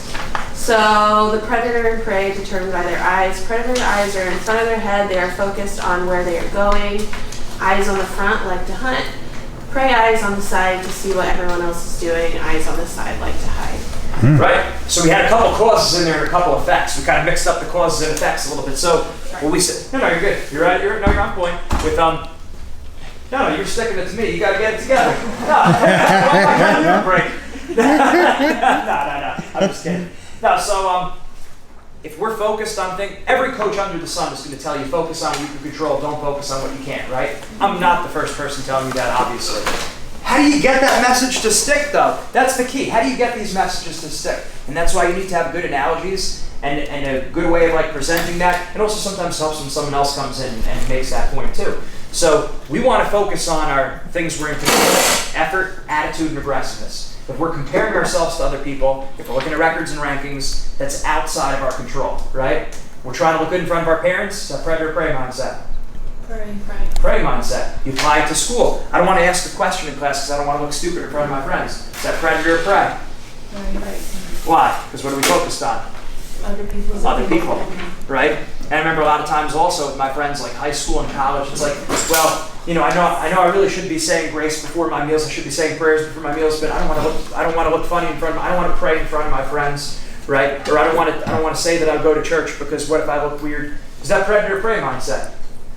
Prey mindset. That's garbage, right? If it's important to you, that's what you do. So that's what we got to know our values. We got to know who we are, and we got to live that way unapologetically. Okay, know our values, know who we are, and unapologetically live that way. Again, we're not trying to make anyone feel bad or push things on people, but know our values, know who we are. So we actually take the time with mental toughness. The second exercise we have with mental toughness, I keep pointing over here. What's he pointing to? Whole series of our mindset exercises. We break it down into 8 different mental muscles. We break the year down phase 1 and phase 2. So it's a year-round program, just like your weightlifting is, just like your technical training would be. Like serious athletes are lifting weights all year round, 12 months. Serious athletes are doing their drills 12 months, all year round. Same thing with mindset, you're doing it year round. So we break the year down to phase 1, phase 2. After the season is phase 1. Now you're geared towards building a solid foundation. goal setting, mental toughness, motivation, right? Staying out of trouble, doing the things you're supposed to be doing, living right. Of course, in season 2, you need that. Phase 2 is now preseason, right through the end of the season. That's more geared towards peak performance, relaxing under pressure, aggressiveness, confidence. Just you don't have practices the exact same in the beginning of the year as you do at the end, right? There's like different periods. There's like a preparation. We work with the Olympic team. It's very rigidly, it's like, here's the preparation phase, here's pre-competition, here's competition, here's where we're peaking, right? You have something like that, at least a rough idea of it. Same thing with mindset. There's got to be different phases. So we break that down for them, so they see it. So what are we saying with mental toughness? We've got to know our values. We've got to know who we are. We actually have the athletes write down what are their, who are they? What do they believe?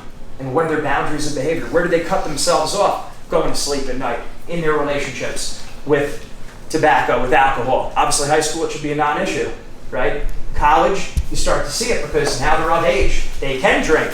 So now it's where do you cut yourself off? So they need to know before they get in those situations of temptation how they're going to respond, right? How many times have we gotten into a situation where like, I can't believe it. I did this and it just kind of happened, right? We're all guilty of that. It just happened. Right? It's like, well, it just happened because we didn't have a plan going in. You can't wait till you're in a moment of temptation. You have to plan that out well in advance. It's so common sense, it's almost like, of course, we all know that. But it's got to be written down, right? Otherwise, it's just floating around. And kids, you see, they have a worse attention span than we did. And think about when we were in school. My attention span was pretty bad, right? These kids, it's even worse because it's constantly YouTube, Snapchat, Instagram, and that's great, but it could mess us up too. So we got to be able to make sure we're focusing on the right things. It's got to be written down. If we don't write it down, it's almost like it never happened. As a school psychologist, I need to learn this. The learning pyramid. How do people retain information? If you're just listening to a lecture, how much information are you going to retain, percentage-wise, on average? What do you think?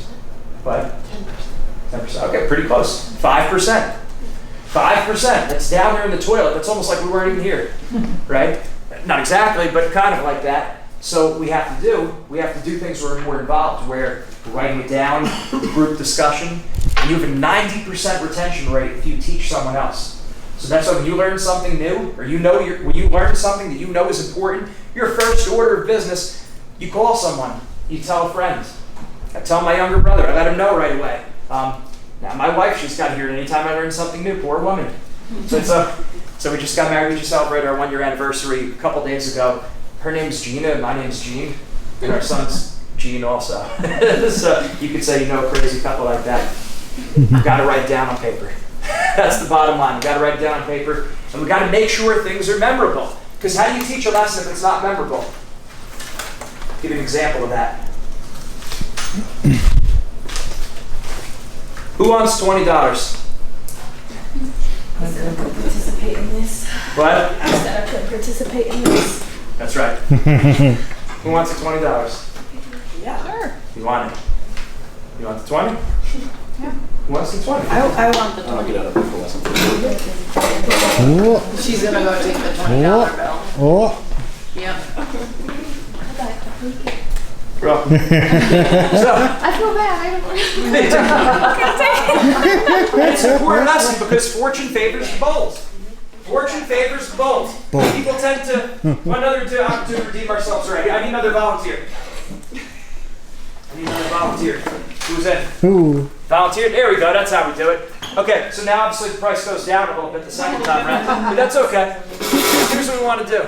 We'll start over where Mike is. Mike's down there maybe, and I'll go over here. Okay. So what I want you to do is reach as high as you possibly can on this wall. Reach. Come on, reach. Okay, so right there. So it's below that line. Okay, very good. I'm going to get up here. Now it's on the line. If you could touch it, you could have it. That's higher than you had before. If you could touch it, you could get it. There it is. She got it. So she gets the buck.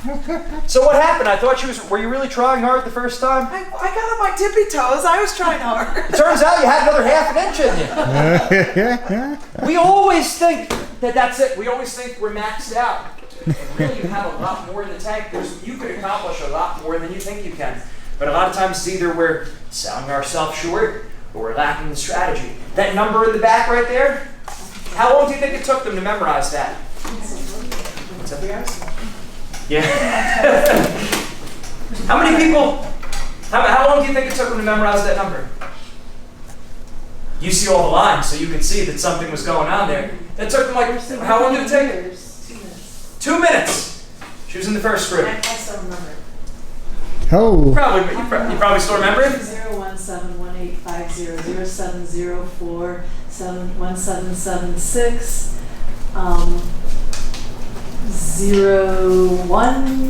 0116100270. Okay. Wow. Give her the Pretty darn good. All right, all right. No, it's a great system, let me tell you. Bottom line is, we have a mathematical savant right here. Her stats are never wrong. But the key is, again, we're not lacking the ability. We're usually lacking the strategy. Remember when we did the finger, the stick trick, right? And what was it? We were focusing on the bottom. What happened?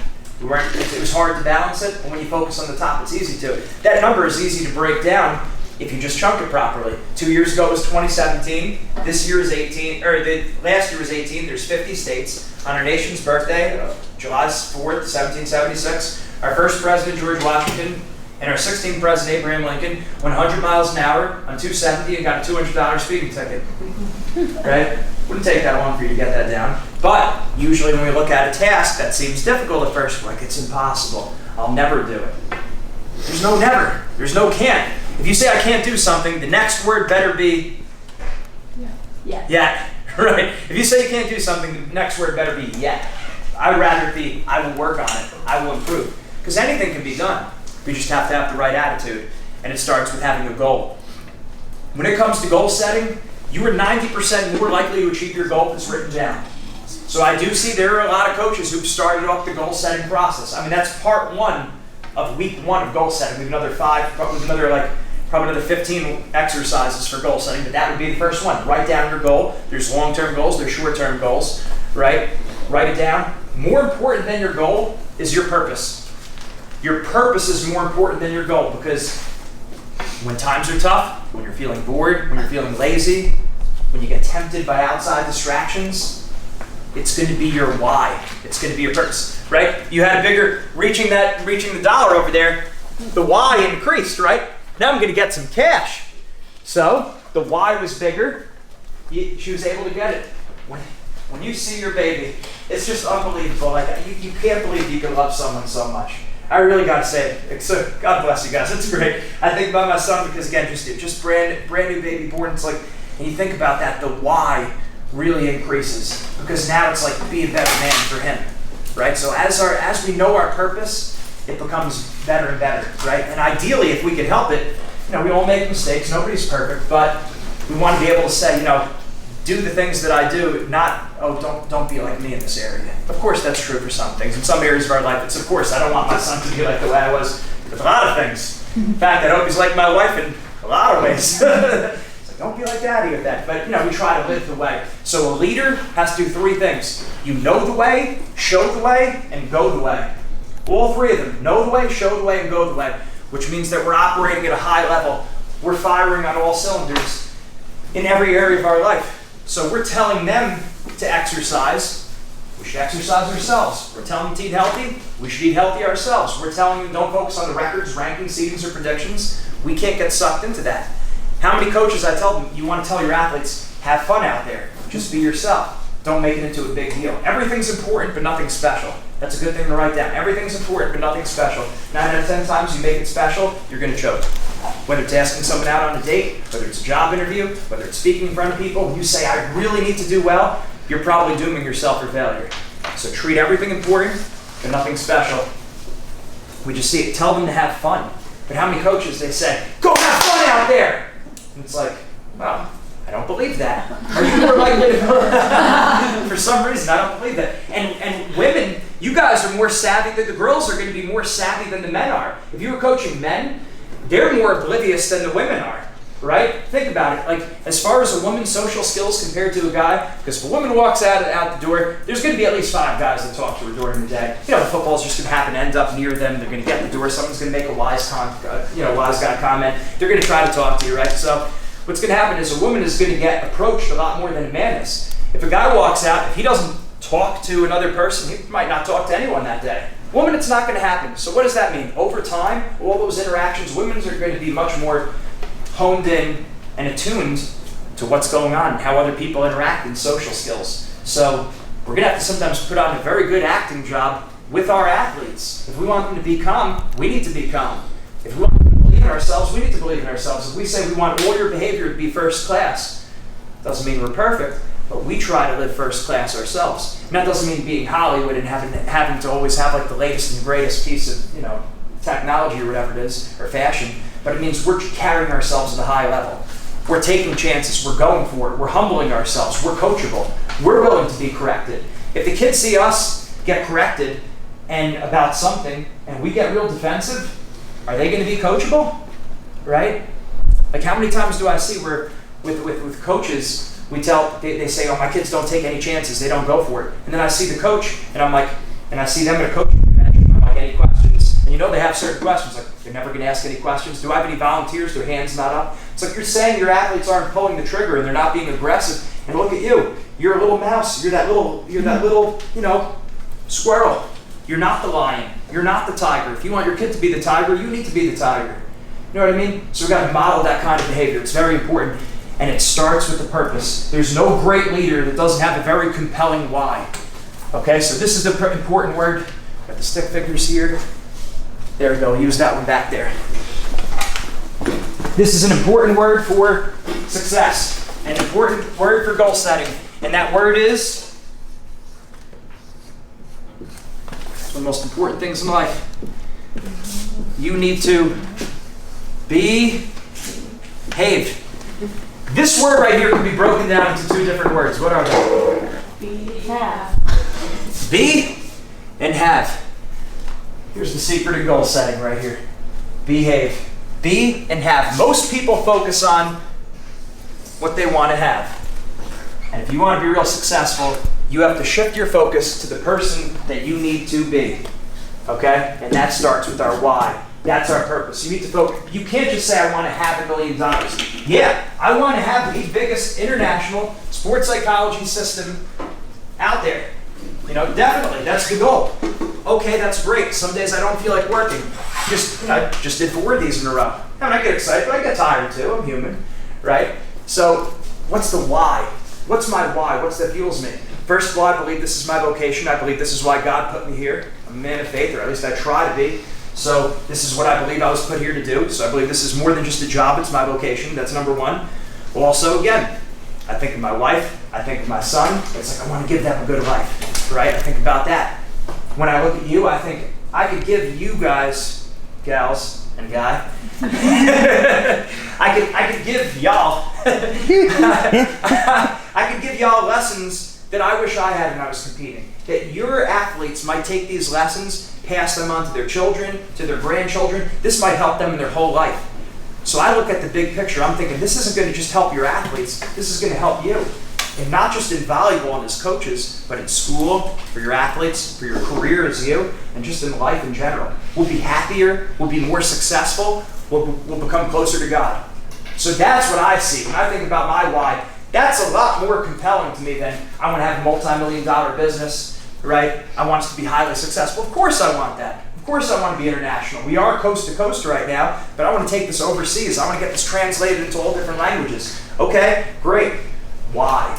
Focus on the person you have to be. I have to be a person who lives a life and takes care of myself, that I'm energetic enough to do the work that needs to get done. I got to look the part. I got to look like I take myself serious in terms of like exercise and nutrition and all that. I need to be in good shape. I need to really, these lessons that I tell you, I got to live that myself. So like some of the words that we have here, my wife gets a kick out of it, and rightfully so. I am a little strange. We talk about different word changes. The words that we use have a big impact on our success, right? The words are the first link in the chain. Our words impact our behavior. No, our words impact our thoughts. Our thoughts impact our behaviors. our behaviors impact our destiny. Words, thoughts, behavior, destiny. Those of you writing it down. It's good. Take notes. You're actually, it's been shown that you appear to have an IQ 15 points higher than you actually do if you take notes. So that helps. So you look a little bit smarter. That's not why we're doing it though, because we don't care what other people think. But that's a nice little ancillary benefit. Words impact our thoughts, thoughts impact our behaviors, behaviors impact our destiny. Okay, so we have athletes change the words that they use to be more positive, proactive, logical, and empowering, right? So instead of using the word problem, you don't have to use that word again. Now use the word challenge, right? People hate problems, people love challenges, usually, right?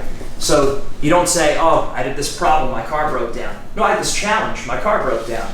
We're more likely to rise to a challenge. The same thing with the word worry, right? You don't have to use the word worry ever again.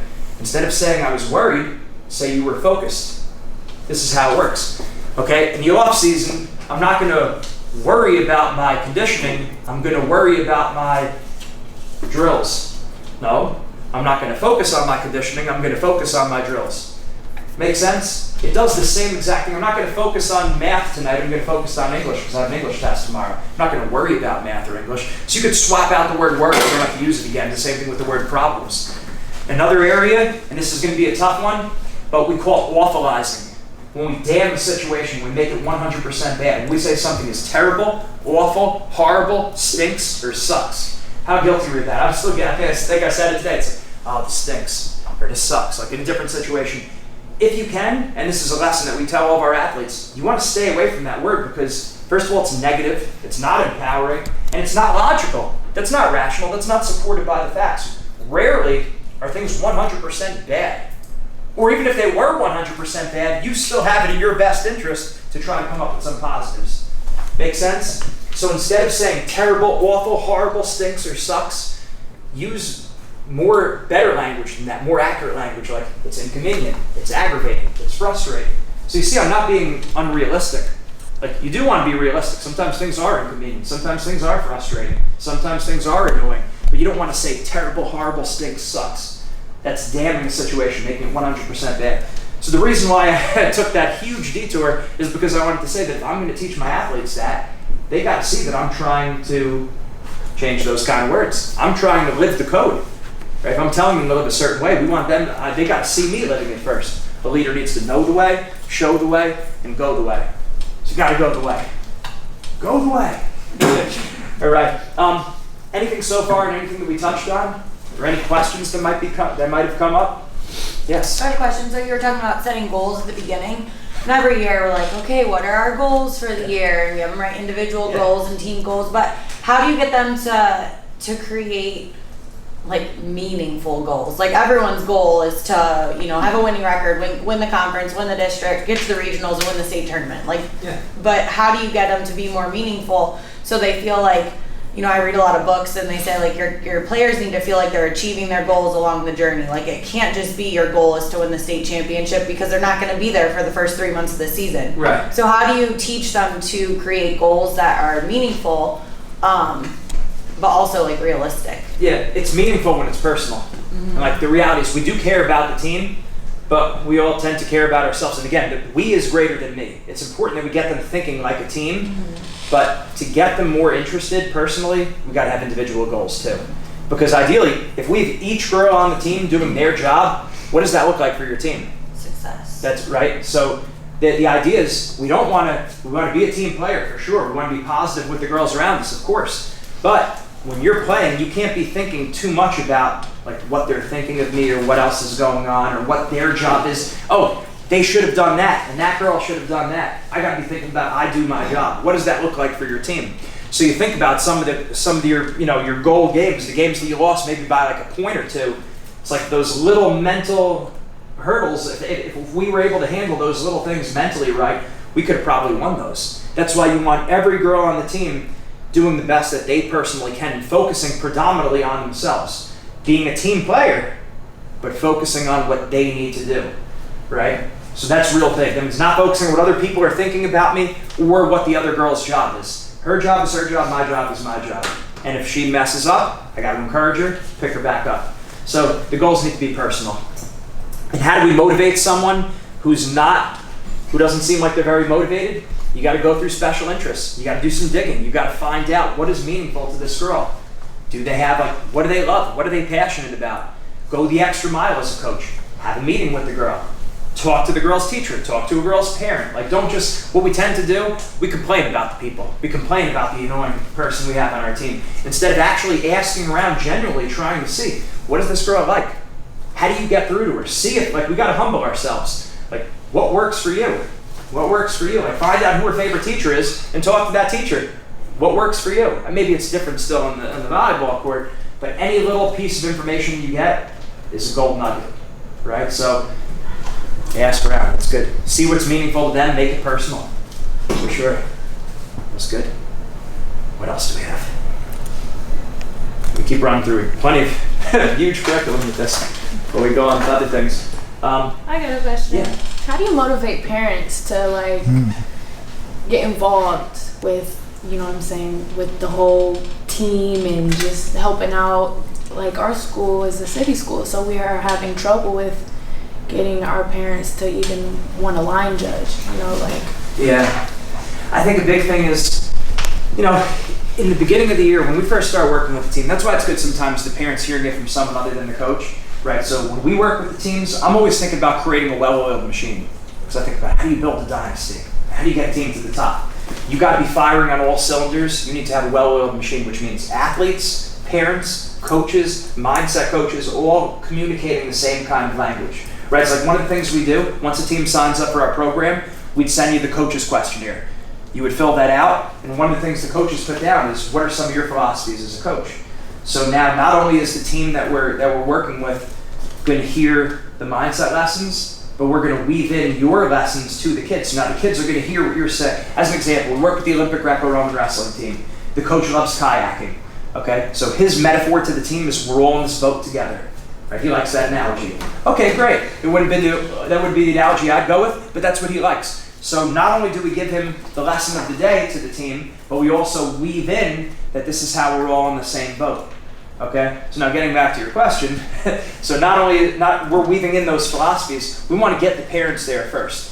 When we do that initial meeting, and ideally as many as possible, we encourage not only the coaches, but the athletes, the parents, and even if you have a recreation team or a local club, I say bring everyone in.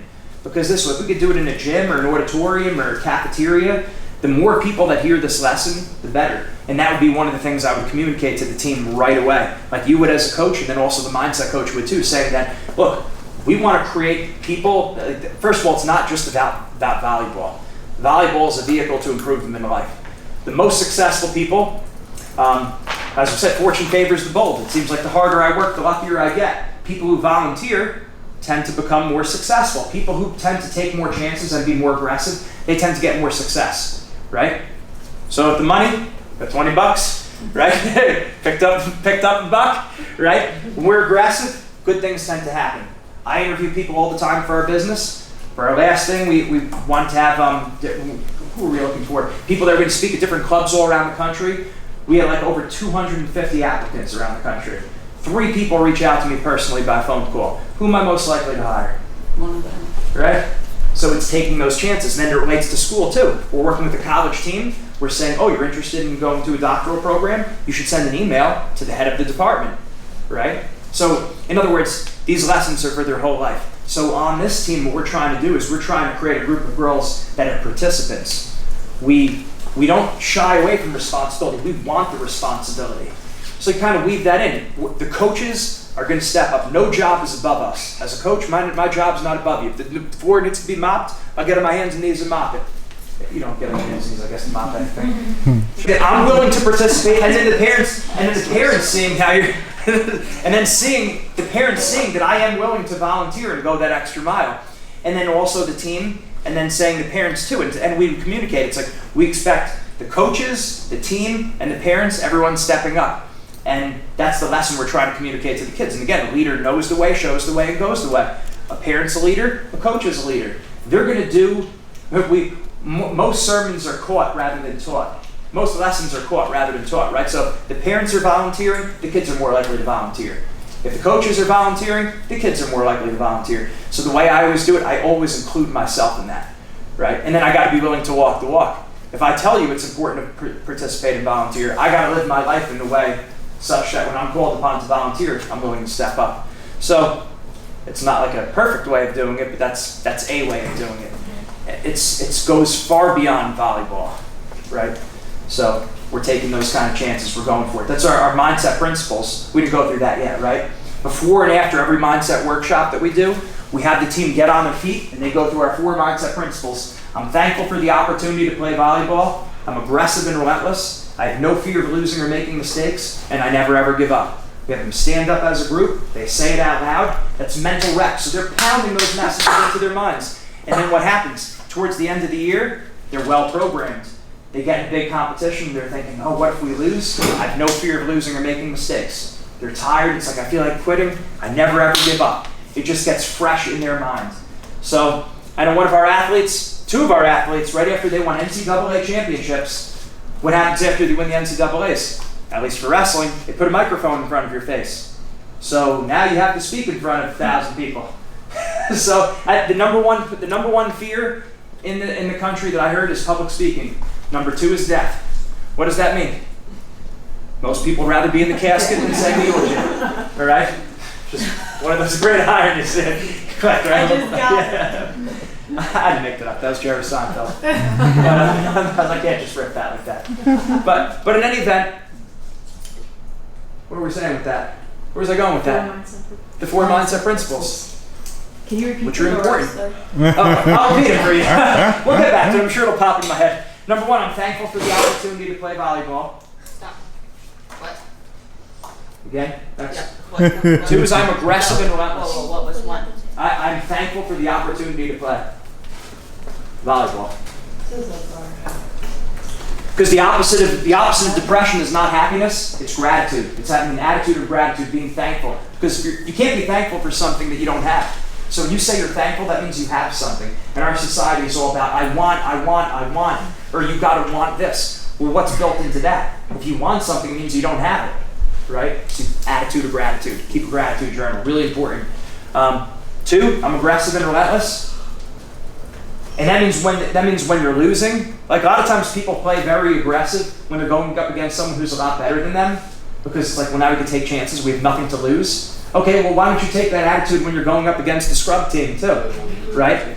So that's why you do want to be aggressive and relentless. I told the group before, it's like, even if you're winning, you could like we say, I never ever give up. That's the 4th one, right? We say you keep scoring and eventually the other team breaks, then you stick them in the ground. You step right on their throat, right? You take the game, now you got to take their heart. And again, it's not a matter of being like mean or not like fair and square and by the rules. You do everything within the rules. But man, it's kill or be killed. You got to be out for blood, and you got to tell these girls that like you got to be a little bit tougher in those moments, and you got to stuff them. You got to make them never want to play against you again.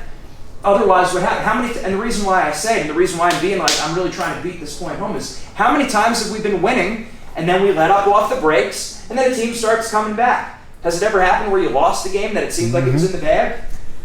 Right? Have you ever won a game where you thought that you were done at certain times? Right? That's why I get real hardcore about this point, that you have to know mentally. We plan for this. So we plan common scenarios, what you're going to tell yourself. So like you work on the technique with your team, right? You tell them what to do in different scenarios, right? As far as technically and skills, right? That's not my job. You're the coaches. My job is so they know what they're telling themselves mentally in different common situations. In other words, referee makes a bad call. What do you tell yourself? Maybe something happens where your teammate got down on you. Your teammate just embarrassed you. What do you tell yourself in that moment? If an opponent did something mean or dirty or trash talk you, whatever, what are you telling yourself in that moment? Can you think of any situations in your career where something like that happened and it totally derailed you throughout the rest of the game? You probably can. I remember I got scored on first. I beat this one guy real bad twice in the off season. He got the first takedown on me in season. And I was like, oh crap, like I'm losing, I gotta get back in the match. What's my dad gonna say? My dad was like, fine. He didn't get on me or anything, but I still didn't want to have to talk about that after. What's the newspaper gonna say? What if I lose? I just won my first county tournament. The wheels started spinning, and I wound up losing the match by 6. I beat this guy by 10 points twice. And then after the season, I beat him by 15 points. What happened there? Did he get so much better and I got so much worse? I got derailed because I didn't know what I was telling myself mentally. 100% mental. There's no reason. If you could do it in practice, you could do it in competition. One of our athletes wants to go to Brown University, does real well in the practice SATs, chokes in the real SATs. One problem. If you want to go to Brown, you have to bring it on the real SATs. So we talked about it. What do you tell yourself while you're taking the SATs? He's thinking about Brown. He's thinking about letting his parents down. He's thinking about all that. He's thinking about his future. Okay, when he's taking the practice SATs, he's not thinking about that. So you got to do what works. It's important to know what works and then to do that. So, very important. It's got to be written down on paper. You got to have a plan. You got to know what you're telling yourself in these common situations. So I said, let's say you're winning, which there's very, game's almost over, competition's almost over. You're up by a few points. What do you tell yourself to stuff this team as opposed to letting up off the gas? You got to know what you're saying to yourself in that moment. Otherwise, you will let off the gas and you might lose, right? And you might lose in a very big game. So it's important you have that pre-planned. Most athletes don't do that.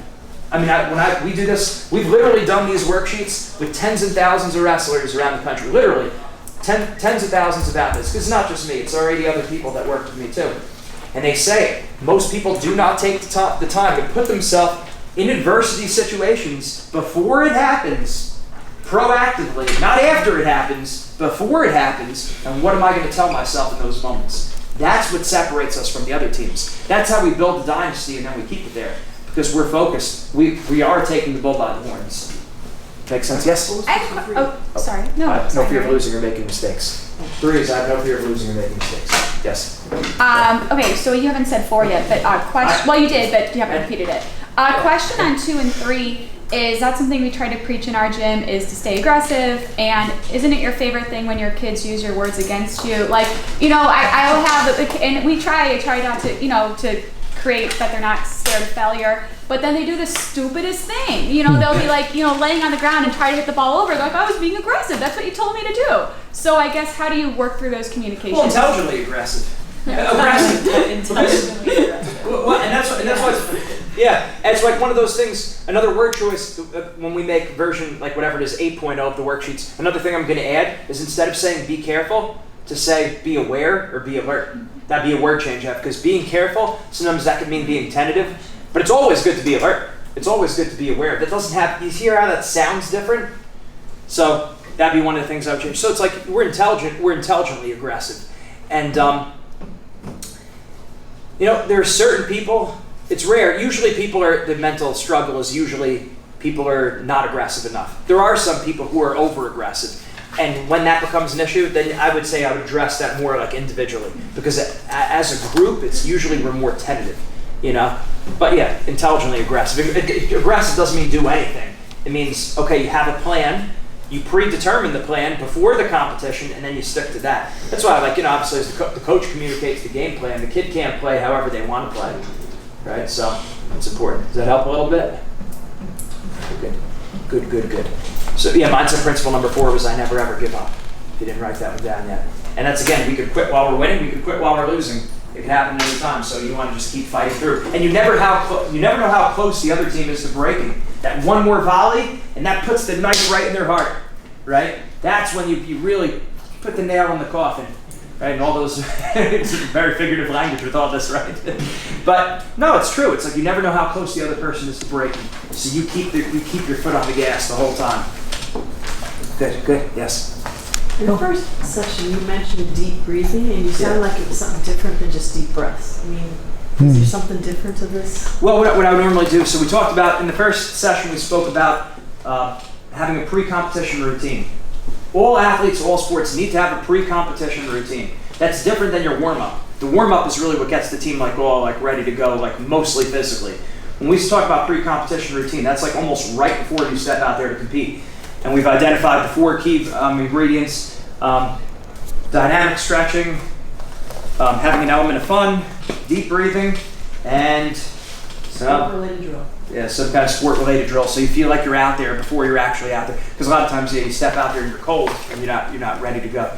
Yeah, so with deep breathing, before you start your pre-competition routine, I would recommend there's like 2 minutes of deep breathing there. Where you just sit quietly, we can put on a headset or just whatever, get your 20 or 2 minutes of deep breaths in, right?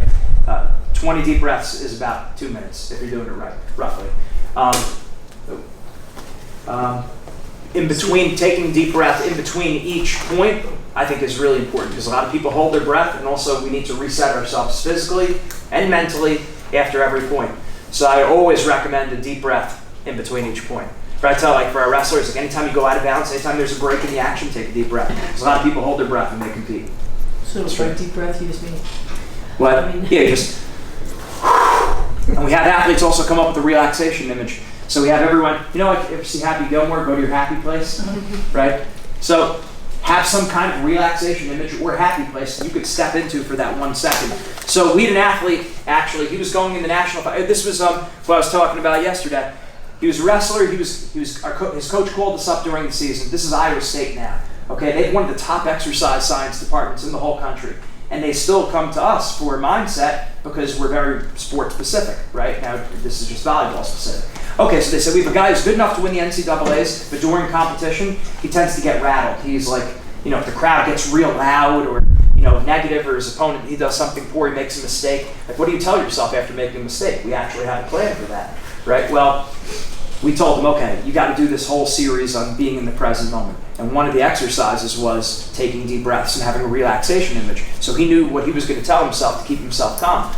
So he says, I'm on the beach and I'm eating an ice cream. All right. So now after he won so he wound up beating the Olympic champ from Ohio State, Kyle Snyder. This was several years ago. This was when Snyder was only a freshman and this guy was a senior. So it's a tribute to him even being in the finals, Snyder. But anyway, won the NCAA finals, beat a guy who's a future Olympic champ, and he was interviewed and he said, I just want to get some ice cream. And it was like a big joke on ESPN. It made wrestling look really bad because he was interviewed and he was like, I just want some ice cream, and everyone was laughing. And I was like, yes! Because in other words, in the moment of a lot of pressure, this is a guy who really struggled with nerves, but he was a very talented kid. He really struggled with nerves. He would think about having an ice cream. So when he was at the NCAAs, he was thinking about his relaxation image. And I'm not saying that's the reason why he was an NCAA champ, but it's definitely a piece of the puzzle. He was able to keep himself focused. So the deep breath, the idea with that deep breath is have some kind of image in your mind of what's a relaxation image or like your happy place. You could step into for 1 second, right? And eventually you don't even have to really think about the happy place because if you pair it together enough times, if you always think of your relaxation image, okay, I'm at the beach, take a deep breath. Think of the beach, take a deep breath. The way it works, if you pair that together enough times, that's a mental muscle. You're actually training a mental muscle, which is why you need to do that hundreds of times. It can't just be once. If you try to pair them together once, nothing's going to happen. If you pair them together over and over, eventually you could just take a deep breath and all those feelings come rushing back from the beach. Does that make sense? You guys know Pavlov's dog? You heard about that in like psychology, right? And I remember thinking, like, when I heard that, I was like, what do I care about this? This is kind of stupid. It's like, ring a bell, present the meat, the dog drools, right? Ring the bell, present the meat, the dog drools, right? Eventually you could remove the meat, ring the bell, and the dog drools, right? Because the bell is anchored, an anchor takes the boat and attaches it to the seashore, to the the floor of the ocean, right? The bell becomes anchored with the meat, right? So it's like, all right, whatever, who cares? No, this is how it applies to sports now. This is how it helps us win championships, okay? So if you want to get yourself calm, you think about your happy place or whatever, you get yourself into a calm mental state, and then you do something physical, a physical gesture. That becomes your relaxation anchor. Does that make sense? And the more times you pair them over and over, then you could just take the deep breath, and all those feelings of being calm, the happy place is going to rush back. Confidence, you could do it too. It's like we tell our athletes, make sure you get that good feel out there. You know what it means? Like when you're playing really good, when you come off the court, like you played like a great game, and you're like really feeling it. You know what that's like? So this would be the ideal thing. If you could take that feeling, put it in a bottle, and then just drink it before every game. But that would be the ideal thing. But that's not real life, right? So this psychological exercise is the closest thing to doing that. Because we can't bottle up emotions and drink it on command. This is the way you would do that. With anchoring, you would get that good feel and then do something physical. So for me, I don't want to do it because I'd slap this thing. boom, I'd slap my legs. So I'd feel confident, I'm in a good mental place, I'm like, yeah, I feel real good, boom, slap my legs. That was my confidence anchor. And eventually, because I paired them together so many times, eventually before my competitions, I would slap my legs and all those good feelings would flow back. But it's because I paired them together hundreds of times. And it seems funny because most people are not willing to do that. I am willing to do that. I'll get on the ground right now and bark like a dog if it helps me win. I'll buck like a chicken. I'll wear a funny hat and everything. I don't care. Because I want to succeed in a real bad way. So if it means I'm going to take time and practice my confidence anchor, I'm going to do it. Right? And some of you will take it that serious because some of you really want to win. So we teach that to the team also, where they pair those two together. Or sometimes when I was like driving, sometimes you're driving at night, you're rocking out to your favorite song, and you're like, yeah, you know, like, I wish I felt like this when I stepped out there to compete. Boom, hit the confidence anchor. You're pairing the feeling together. Does that make sense? This isn't too like airy-fairy out there, is it? Pair it together, and you get those feelings that come flooded back. And that could happen for anything. So even now, even in your life, whatever you're going through, let's say there's an area where you tend to feel stressed, that you want to be more confident, work on building a confidence anchor. It will work. I've done my confidence anchor before speaking in front of thousands of people. I've done my confidence anchor before job interviews. I've done it before asking a pretty girl on a date, before getting married, of course. You know? So you just have to do it sometimes. You don't have to, but it's beneficial to. Okay, what else? Any other questions? Just a lot of great stuff, and obviously a lot more. So, like I said, it's all going to be on our podcast on Winning Mindset, and go to our website. So that's under zwinningmindset.com. Also, our Facebook, our Instagram, all that. That's all under Volleyball Mindset. So we're constantly pumping out great volleyball-specific information. Like I said, we have an ebook and everything. But the biggest thing is really, you got to train your mind. Just like we train our body, we have to train our mind. No matter how good or bad we are, all that matters is, are we trying to get to the next level? So it takes time. We were trained to think a certain way, just like how our body. They're not going to do those drills naturally if they don't practice them over and over and over. It's the same thing with the mind. They need to be trained to think differently. So that's what we love to do, and we're happy to help you with it. If you didn't sign in, make sure you do. Thank you very much. Very good. Mindset makes the difference. Get the one woman who was like the older one. Hi, my name's Alicia Mihelic, and this is Carrie Snyder, and we're with Louisville. And we got to listen to the Volleyball Mindset today, and we absolutely loved it. I said I could listen to them talk all day. It was a lot of really good information that helped us really give us some good ideas of how we can relate and talk to our players. So 2 thumbs up. It was an awesome program. Cool. Thank you. I'm Julie Benzik. I'm the head volleyball coach at Avon High School, and I thought that the mindset presentation provided us with more insight into the mental part of an athlete's game, where we focus so much on technique, and people are always willing to give us more advice on that end, but we don't always hear information that can be useful for athletes to create a more mentally strong game. So I thought I left there with some tools that I can use with my players in the future, and hopefully that can help create better athletes for my program. Perfect. Otherwise, I take you